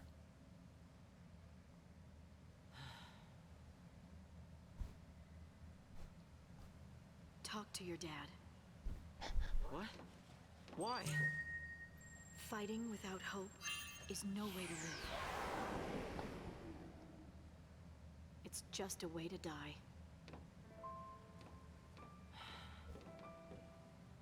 I want you to find the hope you were named for. Staying alive, I can help you with. But I can't give you hope. If you go to see your father. You think meeting my dad will make anything better? He's never listened to a word I've said. He'll never believe all this fal'Cie stuff. Moms are tough, but dads are... Snow believed Sarah, didn't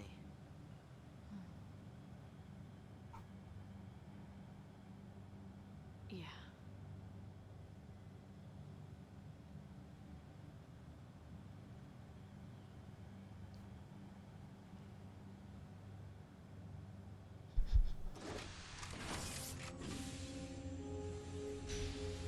In a recently convened emergency conference, the Sanctum announced that the fugitive fal'Cie have been located.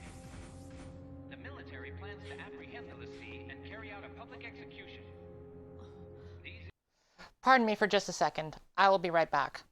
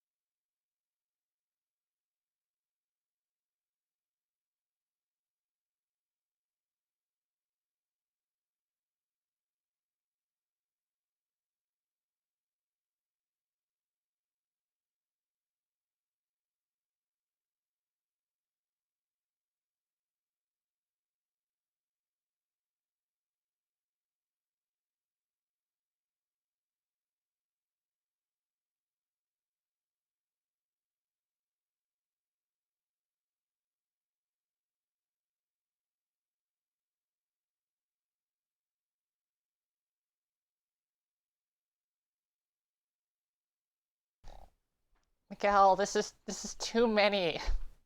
It's... Why are there so many cephalopods? And I guess also dog. It's also a squid.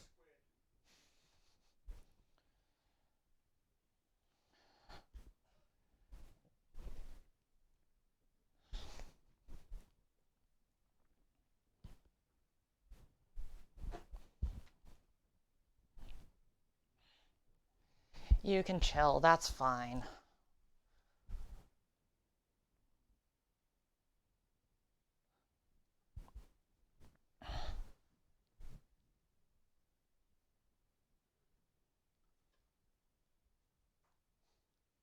Images coming to you live from the scene in Palampolo.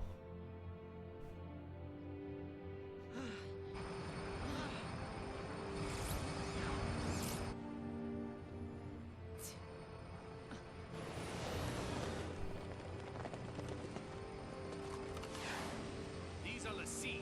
Show no mercy. They aren't people. They're targets.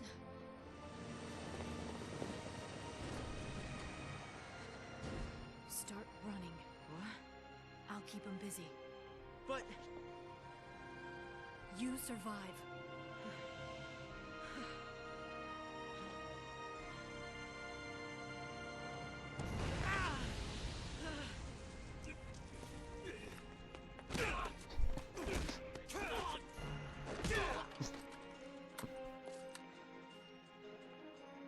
That's some crowd. Gonna need a plan. Since when have heroes ever needed plans?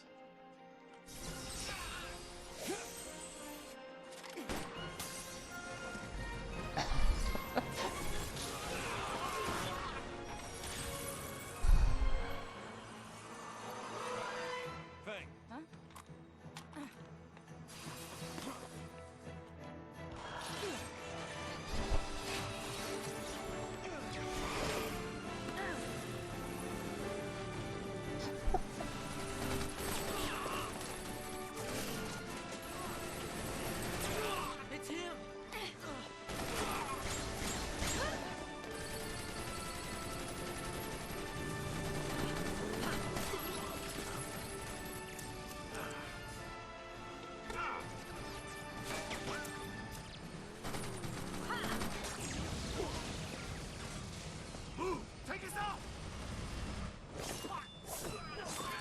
real good.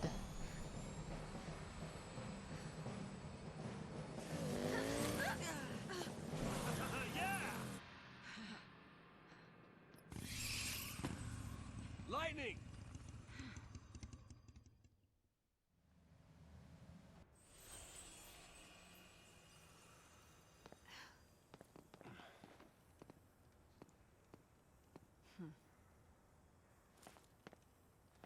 Whoa! Take care of him. Lightning, listen to me. Get moving. No, you don't understand. Sarah's all right. She'll turn back. Take care of Hope.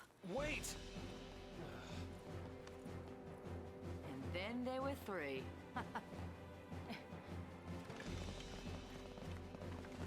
They're here! Hold it! Gotta go.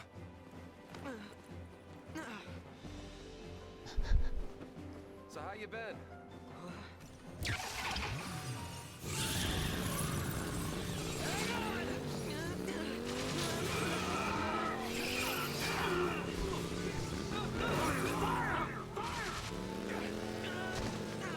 One's down!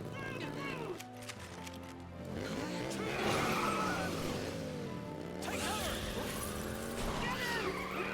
I got this one.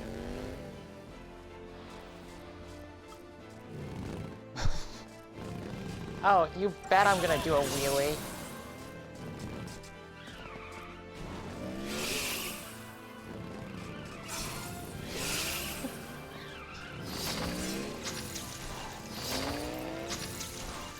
That's it!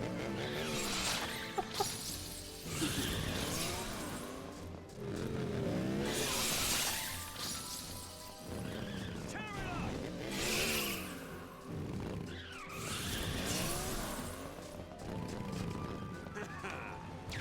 Cool 'em off!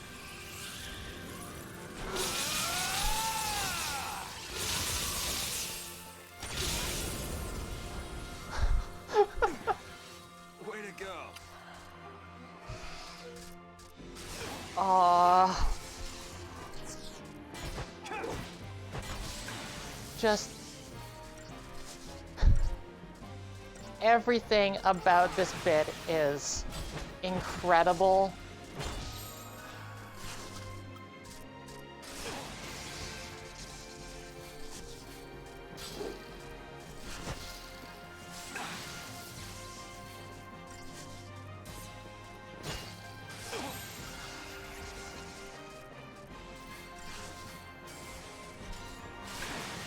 How about this?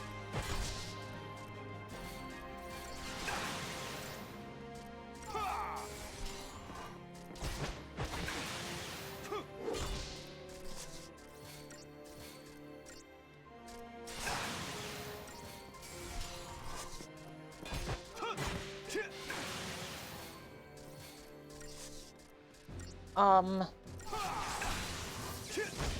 Yeah, no, solo fights are not great, and, wow, really? That was it? How about this?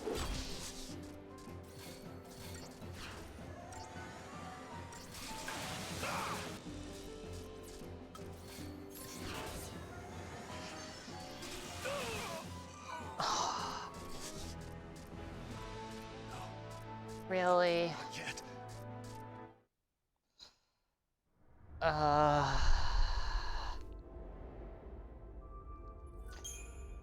Definitely very frustrating to go from coolest cutscene. Oh my god, yeah, you can probably just immediately summon again.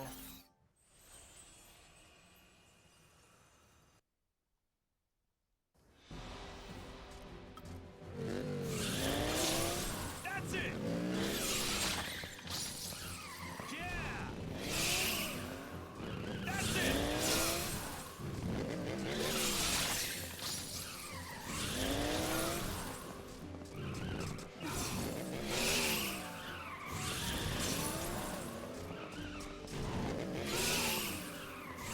Oh shit, you're right, I probably had Crystarium points.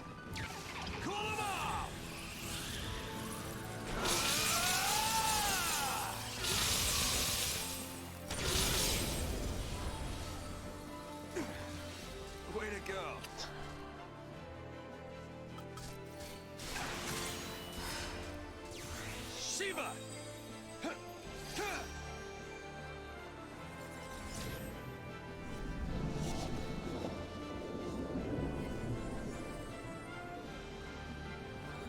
Yeah, please, please, girls, come back.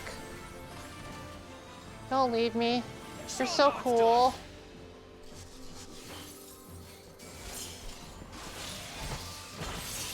I wonder if this is just what it expects you to do in this fight.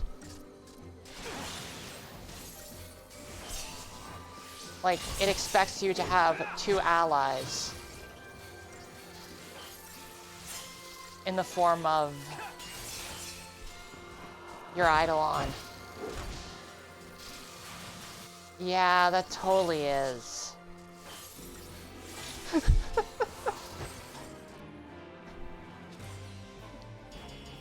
Red in chat saying Snow is powerless when no wives are present. True.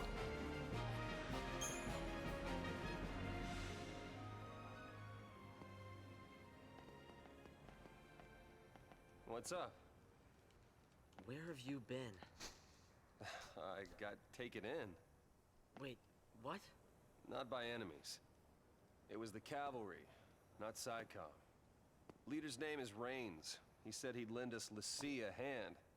So now, your hero is back. Why would the army help us?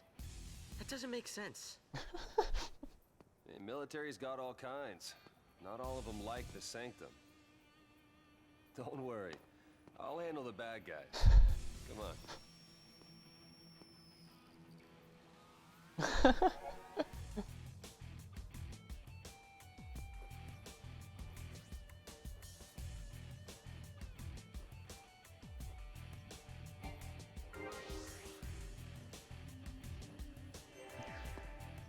Ice tracks. Is that some kind of fal'Cie power?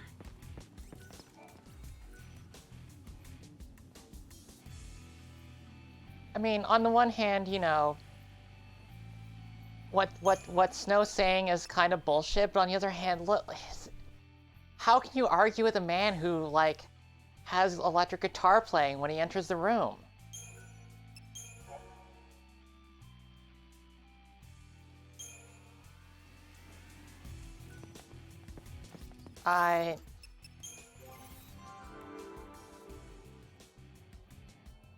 It's bullshit, but you gotta believe in it.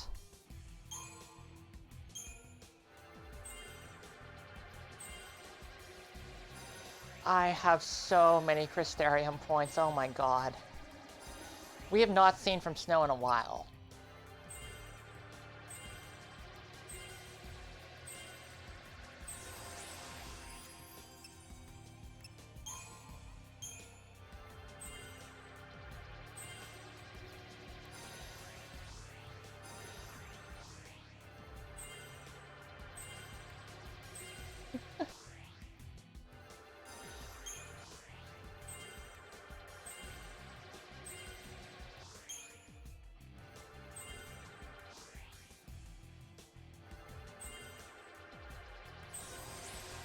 I mean, here's the important thing about Snow.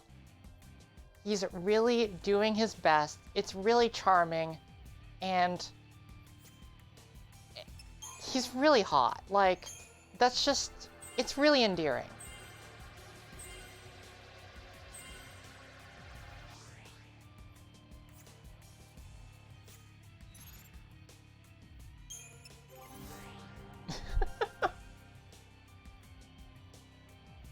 You're not wrong.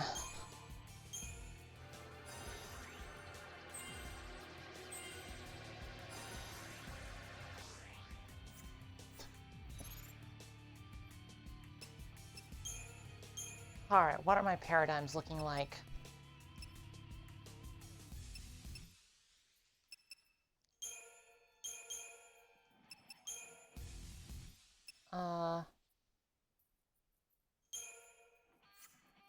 Sure, why not?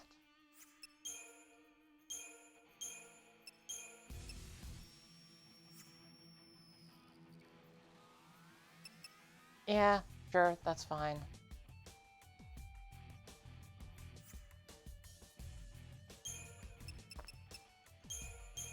Yeah, maybe I don't actually need that much Sentinel. I definitely could have used it in the last segment, that's for sure. Or in the one that was Fanil and Saz.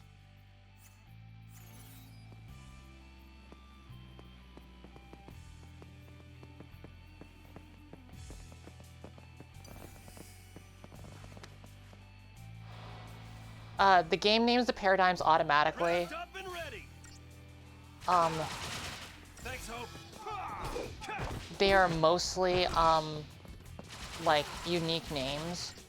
There are a few paradigms that are so weird, like, they didn't anticipate you doing them, and those have generic names, but for the most part, they all just have custom names based on whatever you put in the paradigm. Which I really like, and they're good names.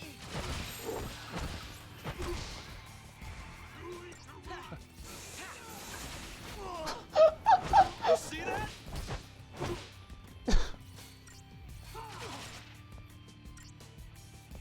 I really like Snow, like, doing a cool punch and going, "Did you see that?"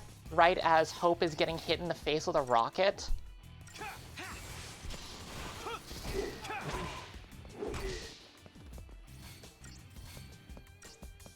Yeah, if the game... If you do a paradigm that, like, the game didn't anticipate you doing, it calls it diversity. I guess with the idea being... You're just, you know, like, really being broad about it.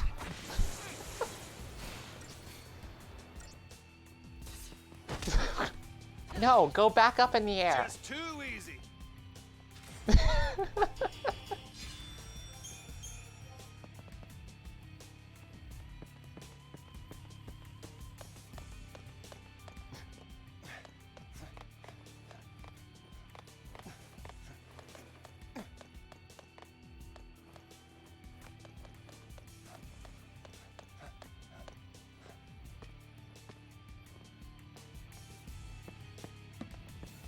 have to get stuck with him.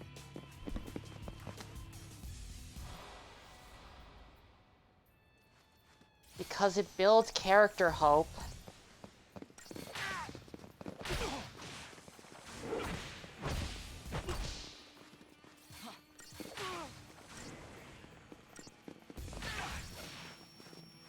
How about this?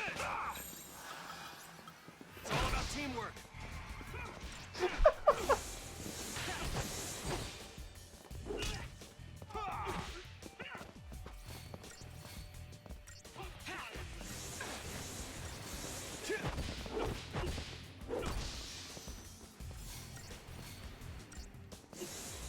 You know, out of all the Final Fantasy XIII games, I think I played probably like a combined... It's gotta be over a combined 100 hours at this point. And I'm still never gotten sick of launch. It's just... never stops being good.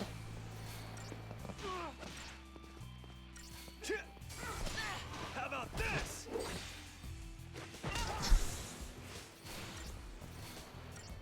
Just so satisfying.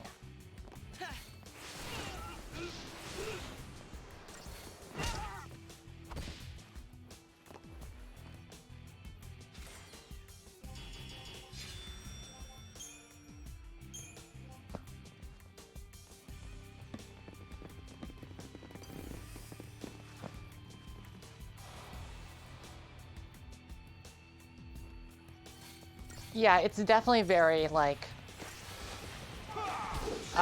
Marvel versus game. How about this?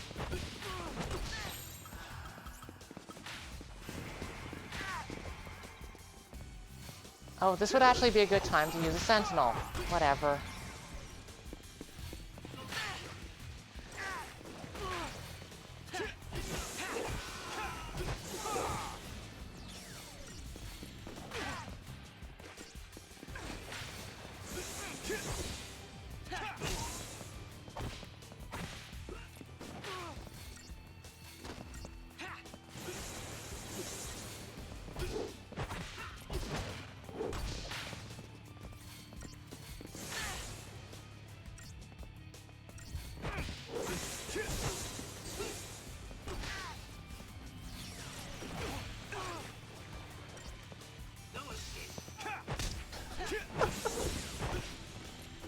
So satisfying.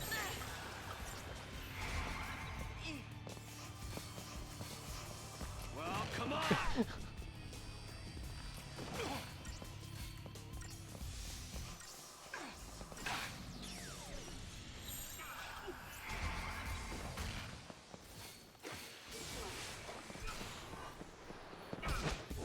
How about this?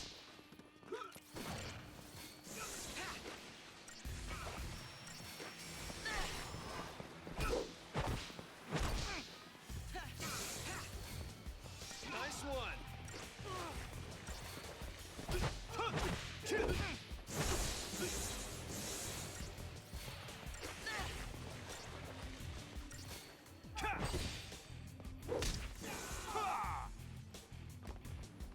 Yeah, no, launch is good. It's very Scoops Haagen-Dazs.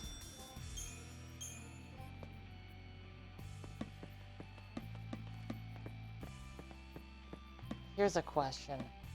Can I go back and down this ice pipe to save? Yes, I can.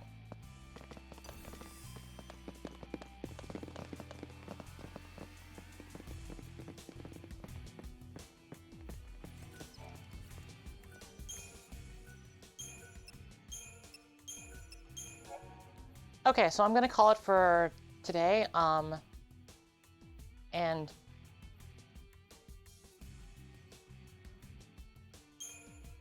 I'm going to move on to get in the car, loser. So just give me a moment while I switch over.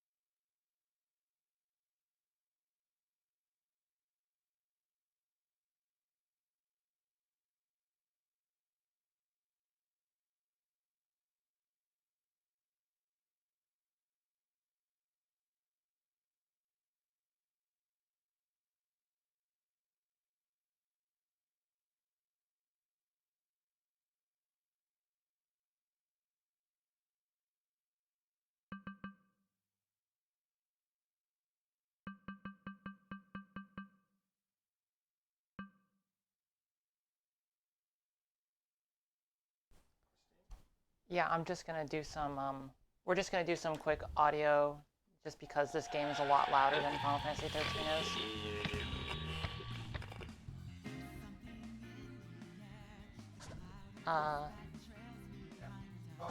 Yeah, sure. I'm just saying some words so that Miguel can match my audio level with what the game is at. So hopefully it's not drowning me out.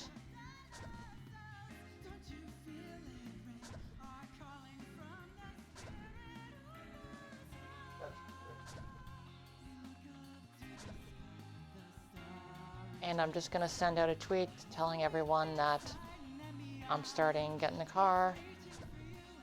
So bear with me for one more second.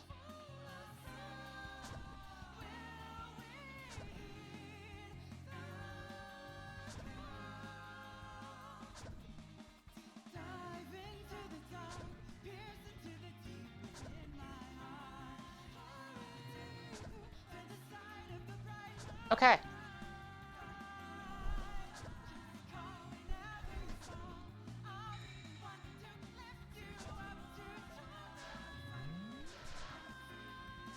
Let me just get out of this fight.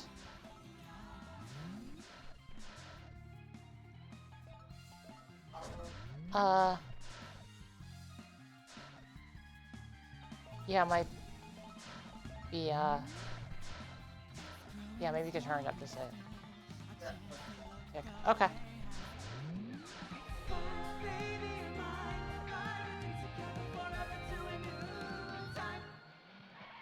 So, I actually don't really know what I should be showing this week. All I've been working on are menus, and like, I can definitely show menus.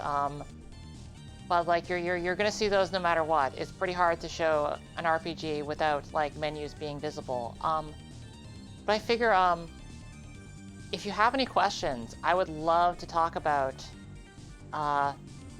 anything that I haven't made clear. I can guarantee no matter what you ask about, I can probably explain what went into it in a lot of detail. Oh yeah, equipment gotcha. I can definitely do that. Let's see, we're good for... I'm just going to throw us into the gas stop. Were there any games that were lesser inspirations besides Final Fantasy XIII? Obviously, there's a lot of Valkyrie profile in the way that the combat flows, just in terms of like every character is their own button. I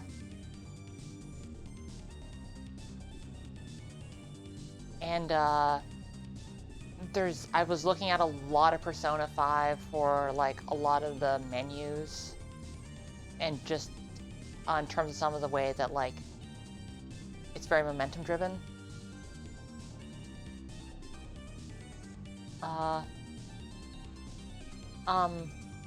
I don't believe that Krista will be at GDC. I will be there though.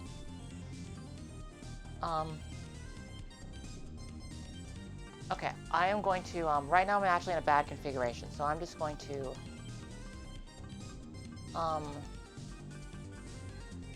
put myself at the start again. Is this gonna give me better item? Yes, okay, here we go.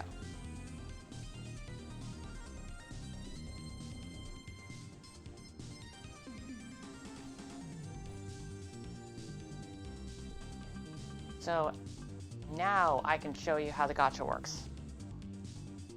Are there other walk-around areas? They're all in the form of like rest stops, so most of the game takes place in the car, and every so often you can get off at a rest stop. We also have diners and what's called the Treasure Bureau, which is sort of like a community space inside a traveling boat that you can get like bonus missions from, and that's only sometimes available. So there's different types of walkarounds, but most of the game is set inside.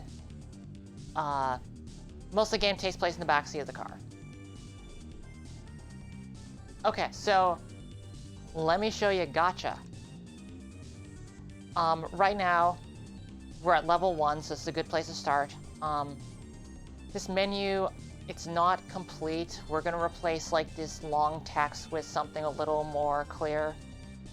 But, yeah, let's do a 10 pull. Get some stuff. So this is what we got from that pull. As you can see, most of these are items. There's also 2 that are healing items. Or sorry, most of them are equipment. There's 2 that are healing items. Because this was a level 1 pull, 9 of them are level 1, but then we get 1 that's a bonus level higher, which is the lantern in the bottom right corner. So,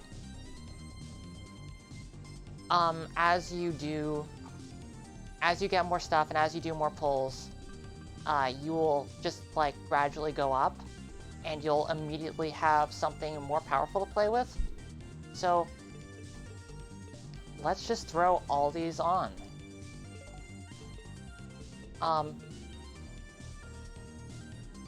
save scumming for better gacha pulls. I'm gonna make sure that like we don't. I'm thinking probably a system like the Tetris bag where, I'm thinking like a system where you have a combination of something like a Tetris bag and also something that is like a random seed at the start. So ideally I want to avoid save scumming for gacha being like something you'd want to do. I think it's much better if you're just like rolling with what you've been given. So here's the thing where you can throw... Oh, okay. So the way that Tetris works is that it randomly... the pieces you get in Tetris are not completely random. What it does is that it picks 7 pieces for you out of the 7 Tetris pieces. I think it's 7. I might be wrong on that. Please correct me if I am. But it picks like a bag that is the size of every possible piece, and it shuffles the order that you get them in. So, the result is that stuff is shuffled around, but ultimately you will get the same pieces no matter what. It's just when. And this is like a way to get around randomness being a huge exploitable factor. And yeah, in Tetris it's great because it means that, you know, you can always count on every 7 pieces, you'll get the thing that you want. Might take a little longer than you'd hope, but it will eventually happen. So that's a really good... Yeah, exactly.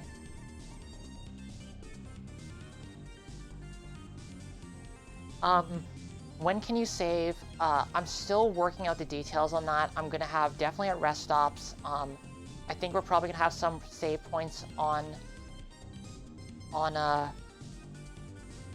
road as well. I'm not entirely sure. I want to avoid autosave just because if I put that in, it would mean that there are potentially some situations that might not be winnable, and I really want to avoid that.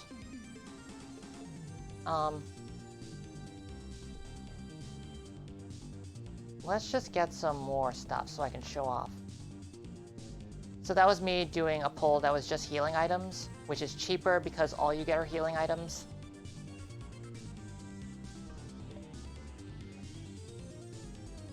But yeah, here's what I want to show. So right now, Valentin has one fully upgraded item. Let's give them another one. So they have an attack 1+. They have taunt level 2, and let's upgrade this so that it'll also be.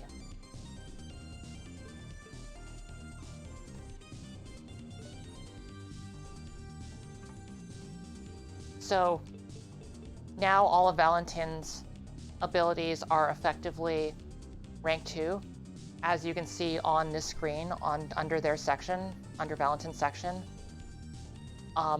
that means that the character acts effectively at rank 2. So what this means is that if you have an enemy that is at level 2, it will do equal damage to Valentin if it's at rank 2. Or if Valentin was, say, at rank 3, they would do less damage against them. And that's basically how leveling up works, is that you can upgrade, and over time, your characters will all have more powerful abilities. There's not going to be constrained on space for the items that you throw in. If you get a lot, there's just going to be a scroll bar. The higher level the thing you're upgrading is, the more trinkets it'll take to throw in.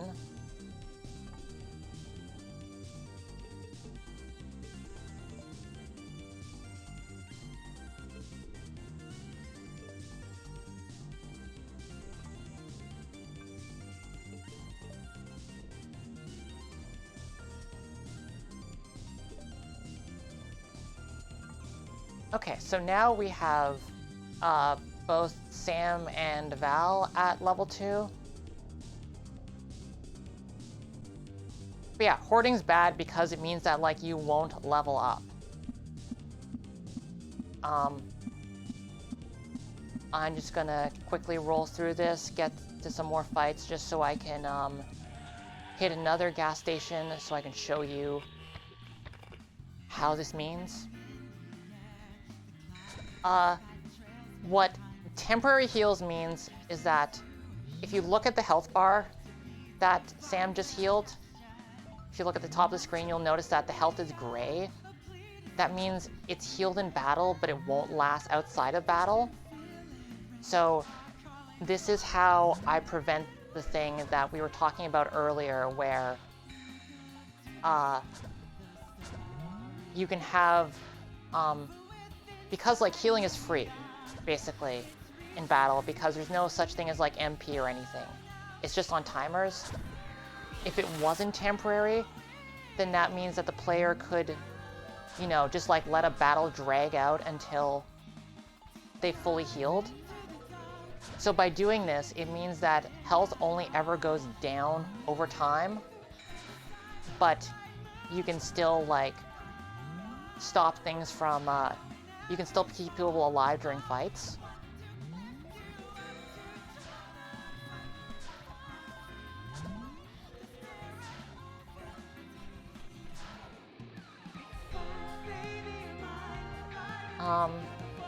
How long do I envision a successful playthrough being? I'm not entirely positive on that, but I think it's probably going to be around 20-some hours.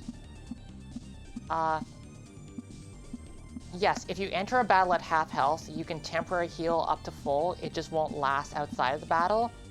So basically, the longer you're on the road, the more you'll have to heal just to, like, keep up.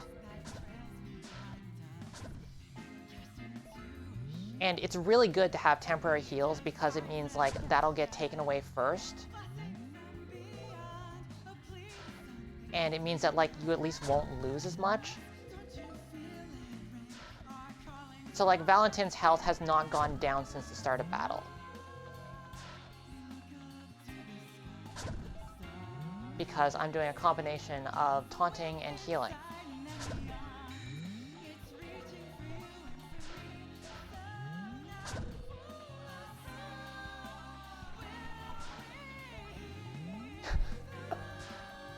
I mean, putting X Factor into the game would be pretty fun. I'm not sure how you'd balance that, but like, it's definitely a.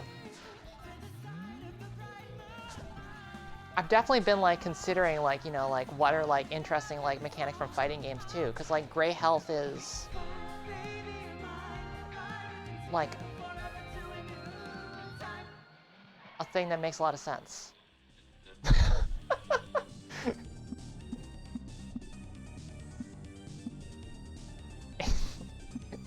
It's true. X Factor really isn't balanced at all. Okay, you wanted to see a menu? Here's the menu that I've been working on right now. I just went into a fight that's way too tough. You'll notice that, this is like... Yeah, so you notice that these guys are doing way more damage than previously they were. That's because these guys are at a much higher level. If you look beside the little widget in the corner, you'll see that it's rank 4, and Sam is only at 2. So yeah, this fight's going terribly. Let's... Okay, I'm actually not gonna do that.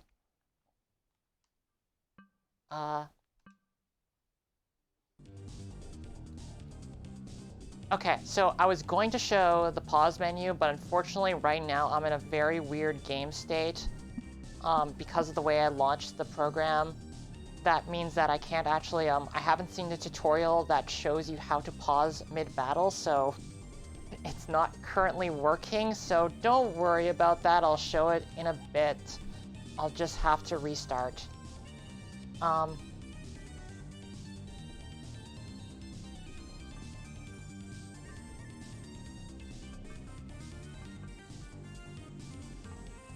And I don't have enough.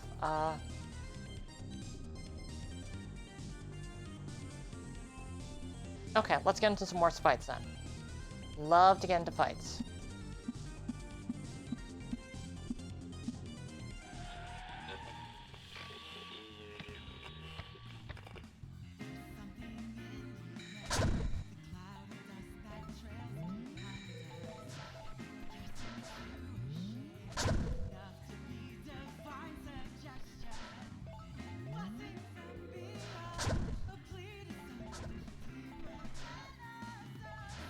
Sorry, my debug tools are, like, not quite as robust as they could be right now. There's a few things that I just usually just put stuff in compile time and fuck around with. Not Mickey, that is, like, really interesting. That would be, definitely, like, a good, counterpoint to having dead characters, which is... Yeah, no, that's interesting. That's definitely something I'll think about.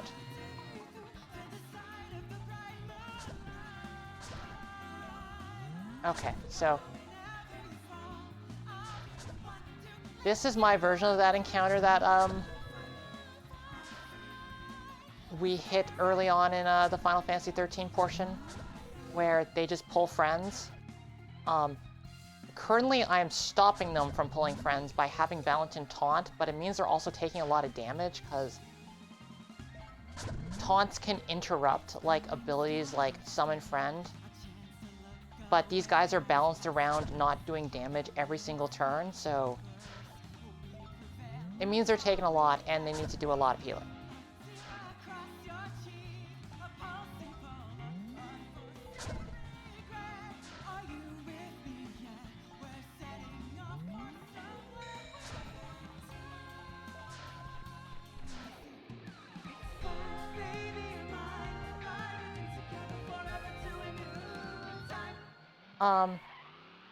Oh, we do also have, like, a feature on this screen where it shows, like, post-battle stats. You're not being ranked or anything, but it does tell you, like, how much HP you started the battle with and how much you ended it with. So, despite the fact that Valentin took 37 points of damage, their actual health only got lowered by, like, 24, so... A lot of healing on Sam's part.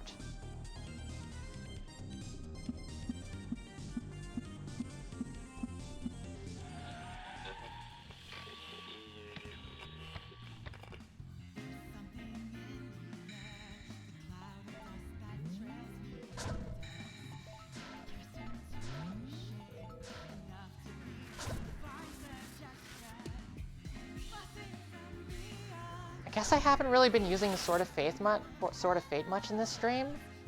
I should be using that more. Just because it's good.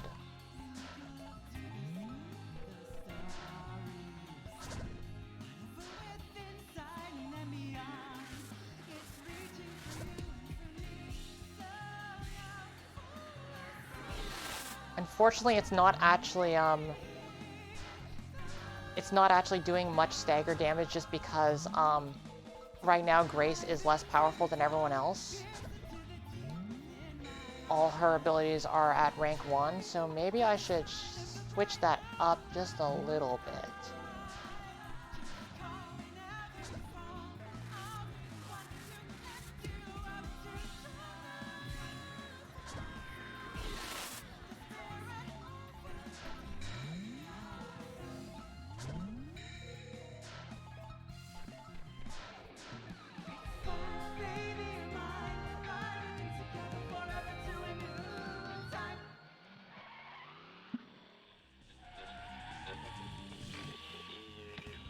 One other thing is that, like, a side effect of the postcards being whoever got the final hit, right now we're seeing a lot of Valentin postcards just because they are doing a lot more damage in battle than everyone else is. That'll obviously, you know, change as we change the loadouts.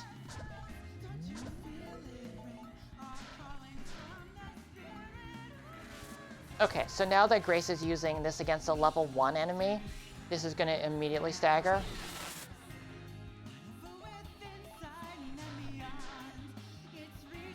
And that just uses like her average level.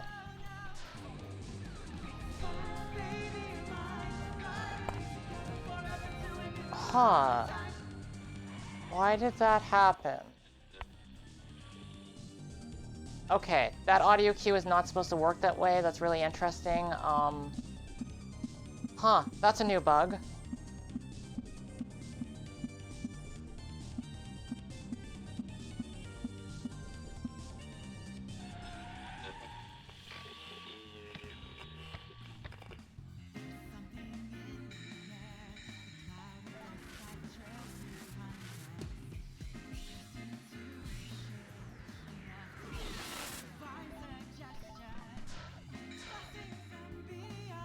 I'm not sure how this fight will go. I don't think I quite have a good loadout for it.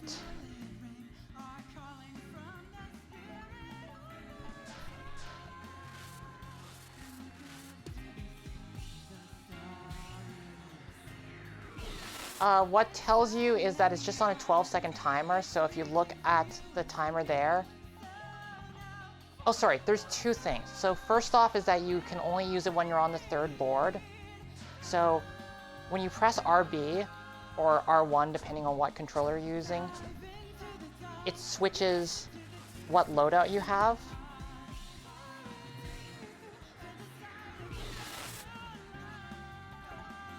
And so watch, I'm gonna press the next button and you'll see the loadout changes. And if you press it again, if you're on the final one, instead of going next, you get to use the Sword of Fate attack. And that's also on a 12-second timer, so you can't just like spam it. And also, the Sword of Fate takes 12 seconds to fire off, so...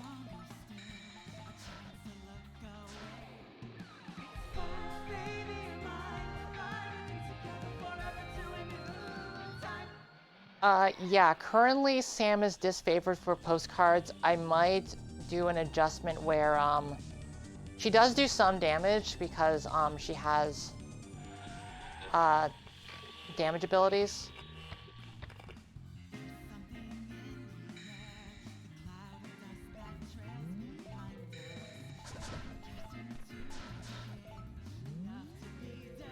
They're progressive Fate 2, 3, etc. Yeah, the Sword of Fate attack is linked to, I'm trying to remember. It's either Grace's level or it's the average party level, but it's definitely one of the two. I've gone back and forth on this, so that's why I'm having trouble remembering. But basically, if you use the Fate level 1 on a level 1 enemy, it'll be instantly staggered. If you use it on a level 3 enemy, it only does 50%. So it's scaled like any other damage is.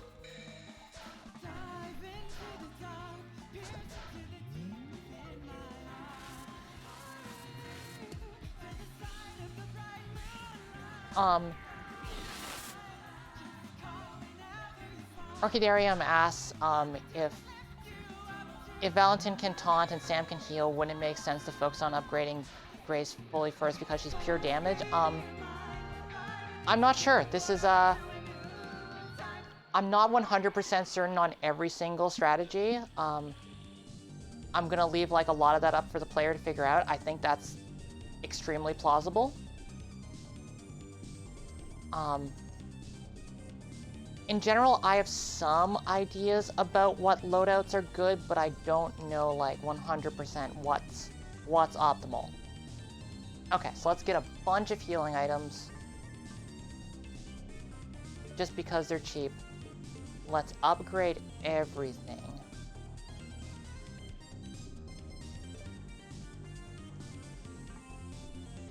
And... oh shit, we're just slightly short. Okay, I'm gonna cheat with the debug command just to speed this along.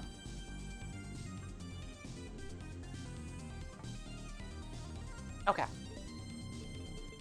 Ignore nothing.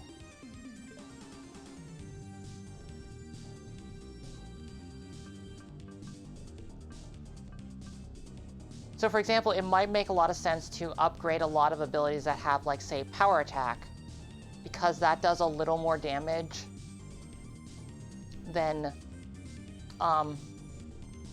normal abilities do, or normal attack does. So you can see her normal attack does 10 damage as the base, but power attack does 15. You can't upgrade an item past... Once there's a plus in it, that's as much as it can be upgraded. Sorry. But...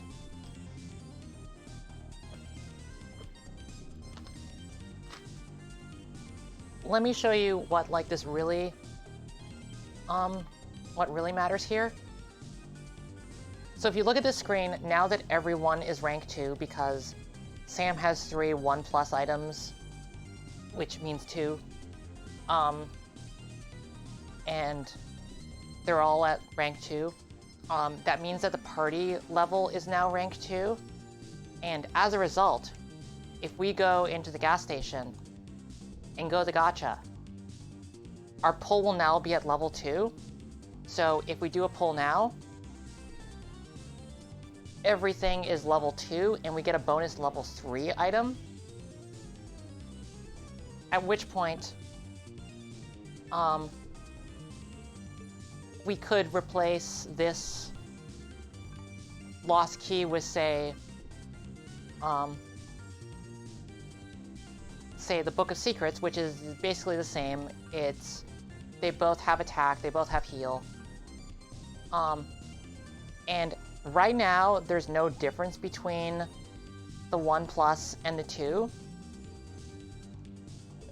So, Valentin hasn't actually powered up by doing that, but it means we could now feed a bunch of stuff to it.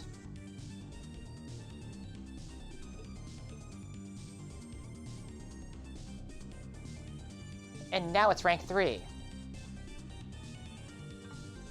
So, you know what? I don't think Valentin should have that. That's not a good place to put that. So let's swap this around. Let's give it to Sam. Sam has been kind of weak on stagger power, so... Or... Actually, let's give it to Grace, because it's attack. We don't need more powerful heals right now. We seem to be doing okay for heals. Let's give Sam, like, a level 3 Ravage, though. I think she deserves it. Is there a fractionally smaller chance to get higher level items from your pulls? No, I feel like I kind of want to make it, like, really well defined. We also don't have critical hits in the game for a similar reason. I want players to be thinking, like, very long-term and, like, big picture.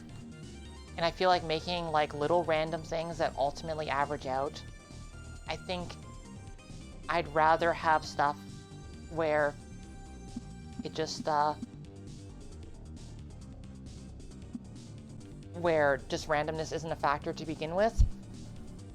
The only reason why randomness is a factor on, like, the gacha pulls is because I want you to be, like, mixing up what items you're using, so, you know, it'll necessarily change your, so, like, you have to change your strategies depending on, like, well, I wanted this item, but I don't have it, so instead I'm gonna try and build a new strategy. Can you like favorite items to make them stand out on the list? That's a really good idea. I will put that in. Let me make a note of that right now, actually. That's extremely good. Thank you for the suggestion.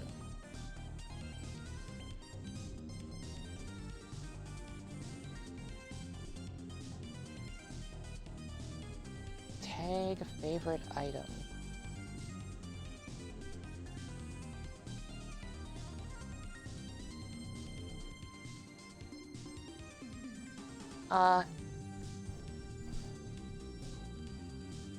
Yeah, no worries. Like, ask any basic questions. I know, I haven't necessarily done a great job explaining a lot of stuff just because I've been staring at this game for so long. I don't necessarily know what's new or interesting, so I am happy to answer anything. If I've missed any... Oh, how do road lanes work? So the way they work is that in the first act, they're relatively... Do we meet the whale in the background? No, he fucking sucks. You don't want to meet. You don't want to meet Orphan. Just story-wise, you'll find out. He's not great. Don't love him. But so the way the lanes work is that it randomly gives you fights, and you get to decide: do I feel like I can take a level 4 enemy and 2 level 3 enemies? And the answer is no, I really don't feel like I can take that. I mean, maybe I could. Or I could pick to take the level 1 instead. And you'll get less rewards for this. But, you know, it's easier. So, let's go for that. That'll be an easy fight. Nice and easy.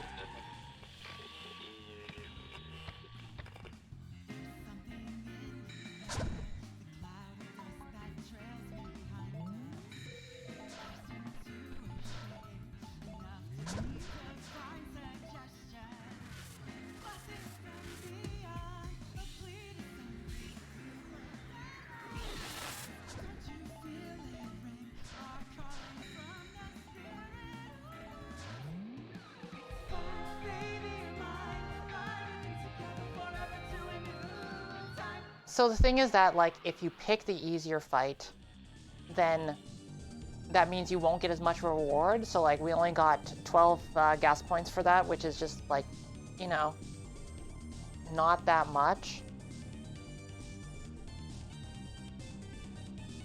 And if you'd rather go for hard ones, you can. If you want to, like, do a lot of fights,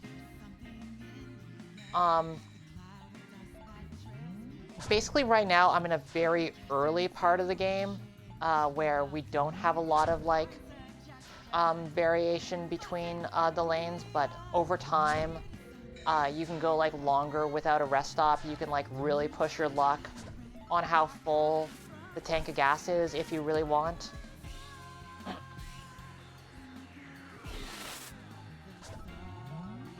But yeah, early on that's not as big a factor, and that's the part of the game that I'm just in.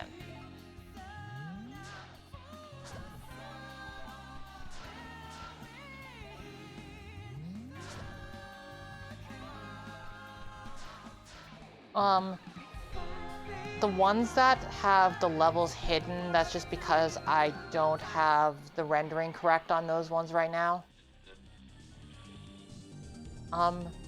If you keep picking the easiest fights, it's not that it'll be, like, impossible to fight a hard enemy, because you'll be gated on the boss and but you'll have to fight more. Whereas all the bosses are at a fixed level, so if you're not powerful enough to take down a rank 4 boss, then, like, you'll just have to keep fighting and leveling up until you feel ready, which you can do by fighting easy enemies.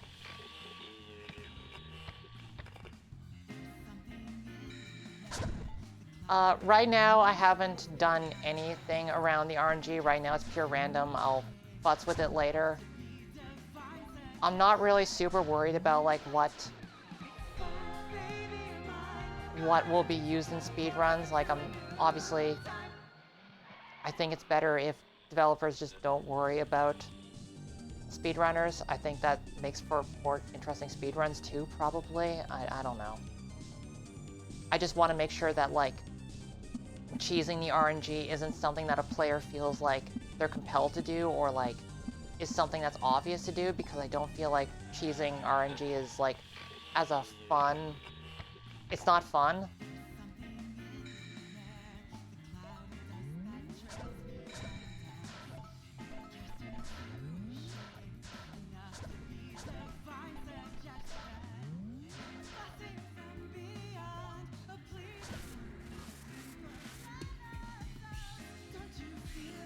Okay, that's not going to be enough to stagger, so let's quickly switch to the final one, just so I can get Sam out, and hit him with some Ravage.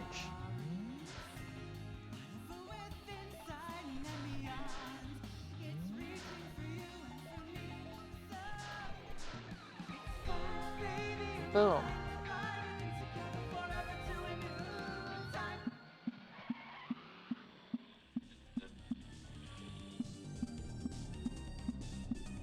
Just gonna skip through a bunch of dialogue.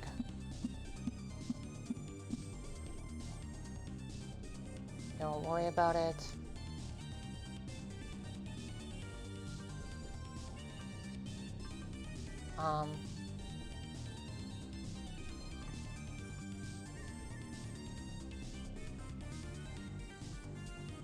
Let's see, do we have anything that we can upgrade yet? I don't think so.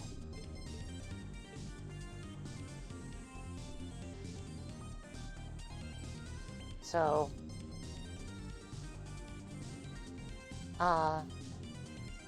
yeah, we'll just do another roll. That gives me at least something that's level 3. Sure, level 3 taunt, why not?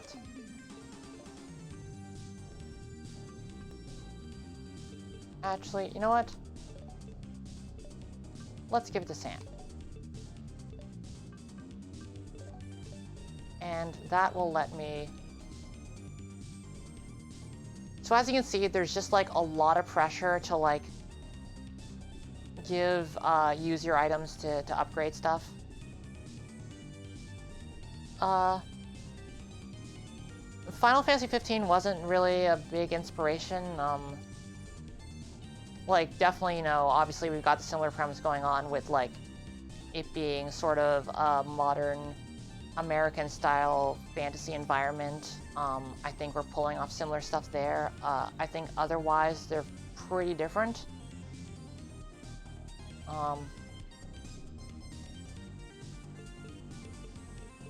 It's... I don't know, it's an interesting game, I just didn't, like... I was definitely more interested in, Final Fantasy XIII than that.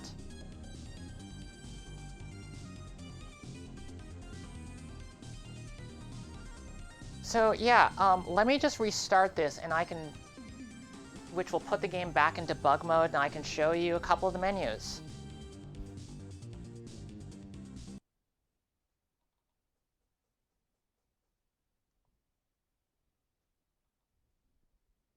Oh, and I should also change the Twitch overlay. I just noticed that that's not correct.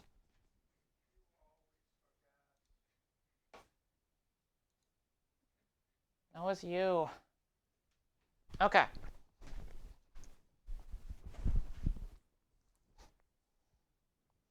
I mean, I will say I think, you know, Final Fantasy XV is definitely on the same page that, like, it's an adventure story, and what is, you know, what's an adventure in a modern America-style environment? That's a fucking road trip. That's just how it is. Okay, so what menus am I showing here? I guess I can show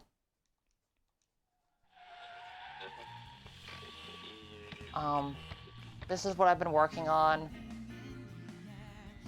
The pause menu is not quite complete yet, but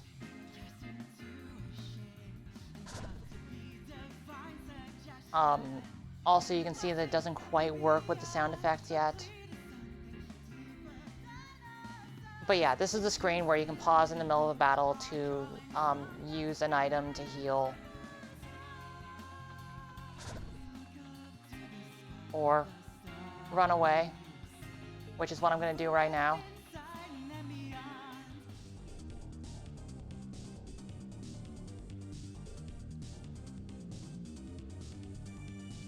Thank you for joining me. Actually, unfortunately, I can't run away from this fight because I have to, currently on the road is nothing but encounters, so I'm gonna have to do this one after all.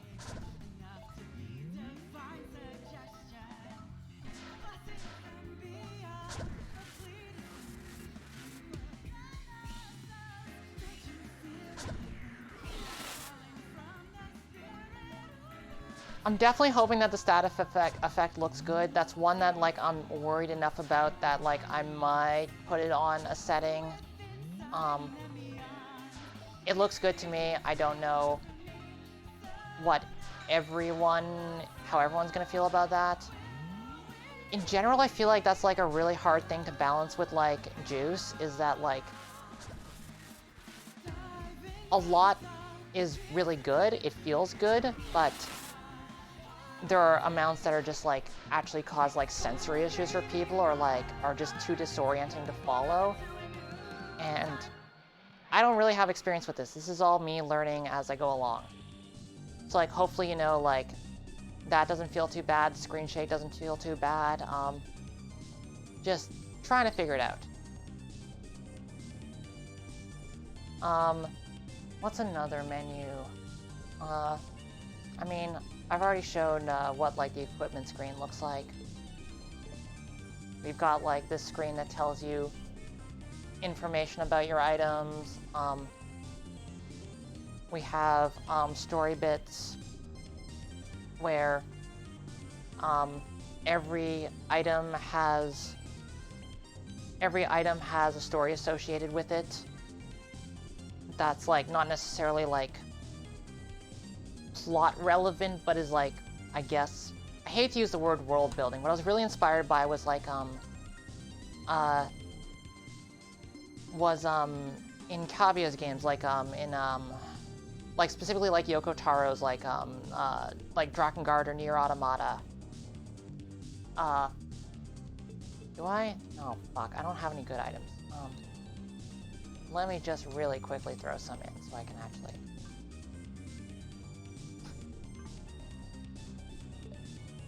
so I can show a good one.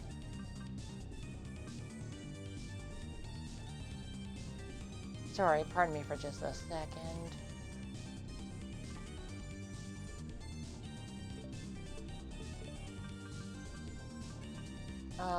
Yeah, I like this one. So yeah, so like, right now, every item starts off with only one item story unlocked. If you fully upgrade it, that unlocks a second one. And let's just use this as an example. So you have to both use it in battle, which we've used with this one, so that's why it has 2 unlocked. And if I just fully upgrade that, now all 3 will be unlocked. They're all like this short.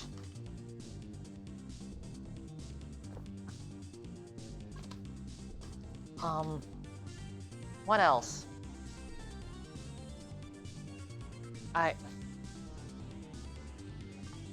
What's more menu stuff? Okay. This is really fiddly. I'm not sure if anyone but me cares about this at all, but pay close attention to the part of the screen that's like the rectangle that says sacrifice 4 items. You'll notice that as it goes back and forth, it changes color. That's because this is a kind of texture that always the rightmost part of the screen is pink and the leftmost part of the screen is orange. So watch carefully. This is a pretty subtle effect. I'm hoping that the stream video compression isn't killing this, but you'll see that it turns to orange as it moves further left across the screen.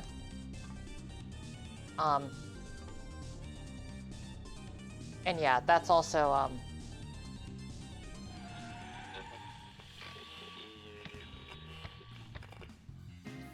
something we do on this pause screen. So like you can see, like all these names, they're not just orange or they're not just pink. It's like, it's a gradient. You can really see it on this, which is just using like a lot of cutouts.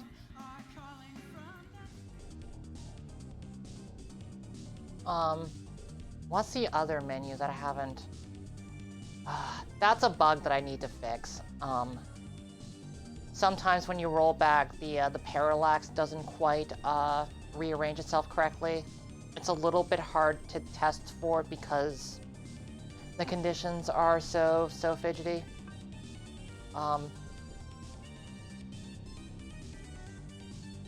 No, the windfish is nice. This fish is a fucking jerk. This one sucks. Orphan is no good. Okay, so in Act 2, you can unlock the ability to use an app to fill your tank with gas. Oh, yeah, sure. Let me just add Angela to the party real quick.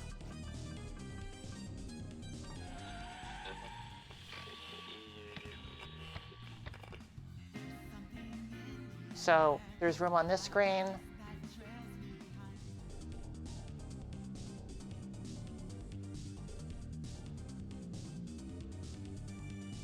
And yeah, there is exactly enough room for all four. I'm glad it doesn't look like something was missing without her on the status screen. But yeah, Act 2, suddenly you don't have to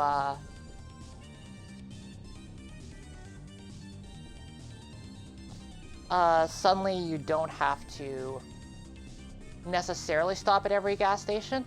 Instead, for a small fee, if you really want to push your luck, keep going, you can just stay on the road and use an app to refill your tank of gas. Which shows all this here. It's you know, just some real good Android app design. I'm pretty happy with how this looks. So it costs the same as doing it at a gas station, plus the 5% convenience fee, which I think is pretty reasonable for an app that fills your tank with gas. I like this gradient too. Pretty happy with this one.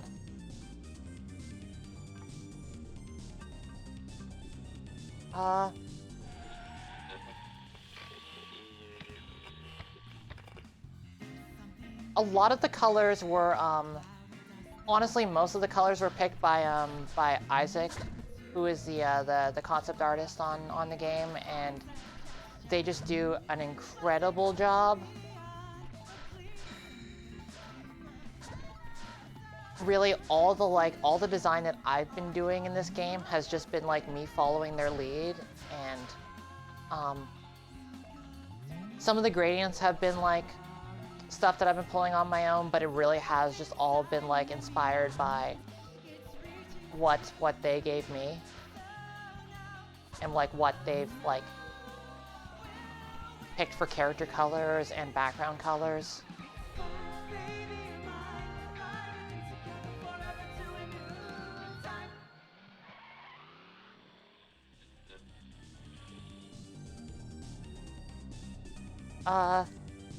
Longest streak without pulling over. That's a good thing to have a counter for. I agree. I like that.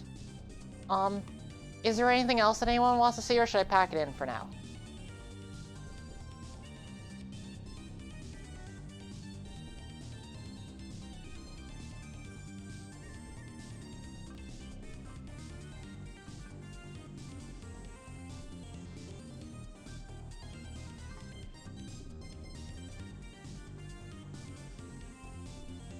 Oh, I remember someone was asking if you can go into this building. No, it's just a garage.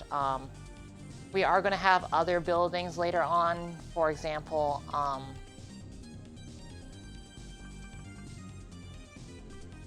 the diner.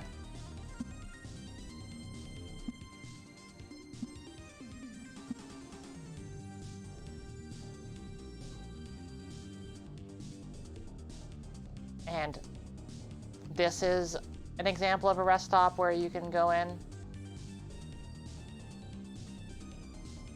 and eat burgers, you know, as one does.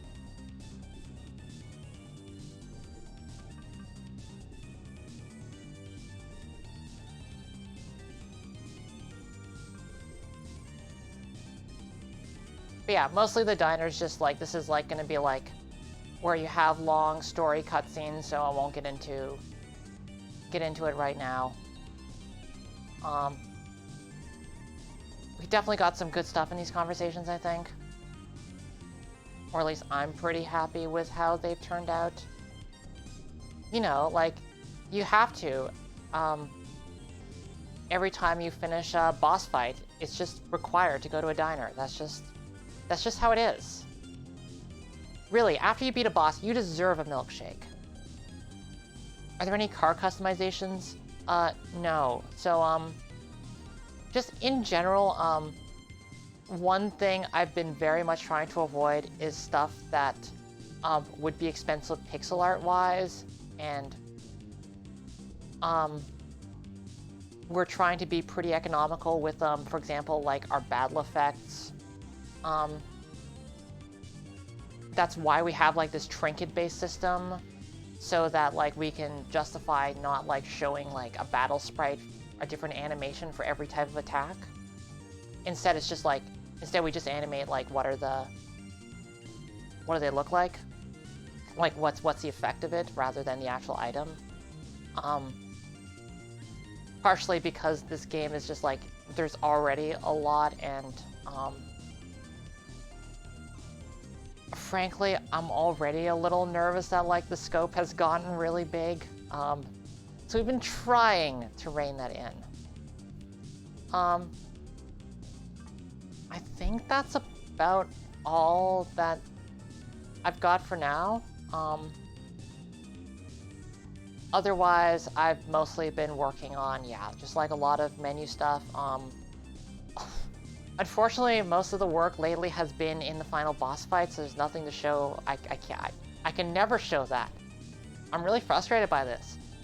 There's some real cool shit there, and just like, never gonna be able to post screenshots of it. Sigh. But yeah, I think this is probably a good place to wrap up. Thank you everyone for joining me.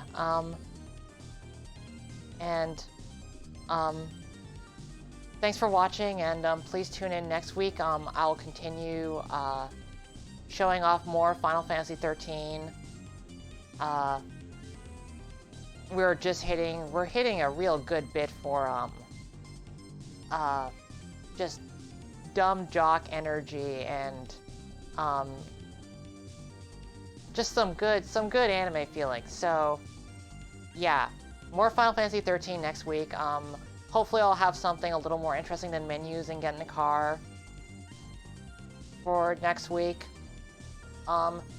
And this Sunday, we'll be doing the usual stream with me, Miguel, Andy, and Parrish on Tech, showing off Prince of Persia: Sands of Time, which is a game that I've never personally played, so I'm really excited to see that after we've done our previous Prince of Persia stream. So yeah, Thursday, more fal'Cie road trip. Sunday, Prince of Persia. Thank you for joining, and bye.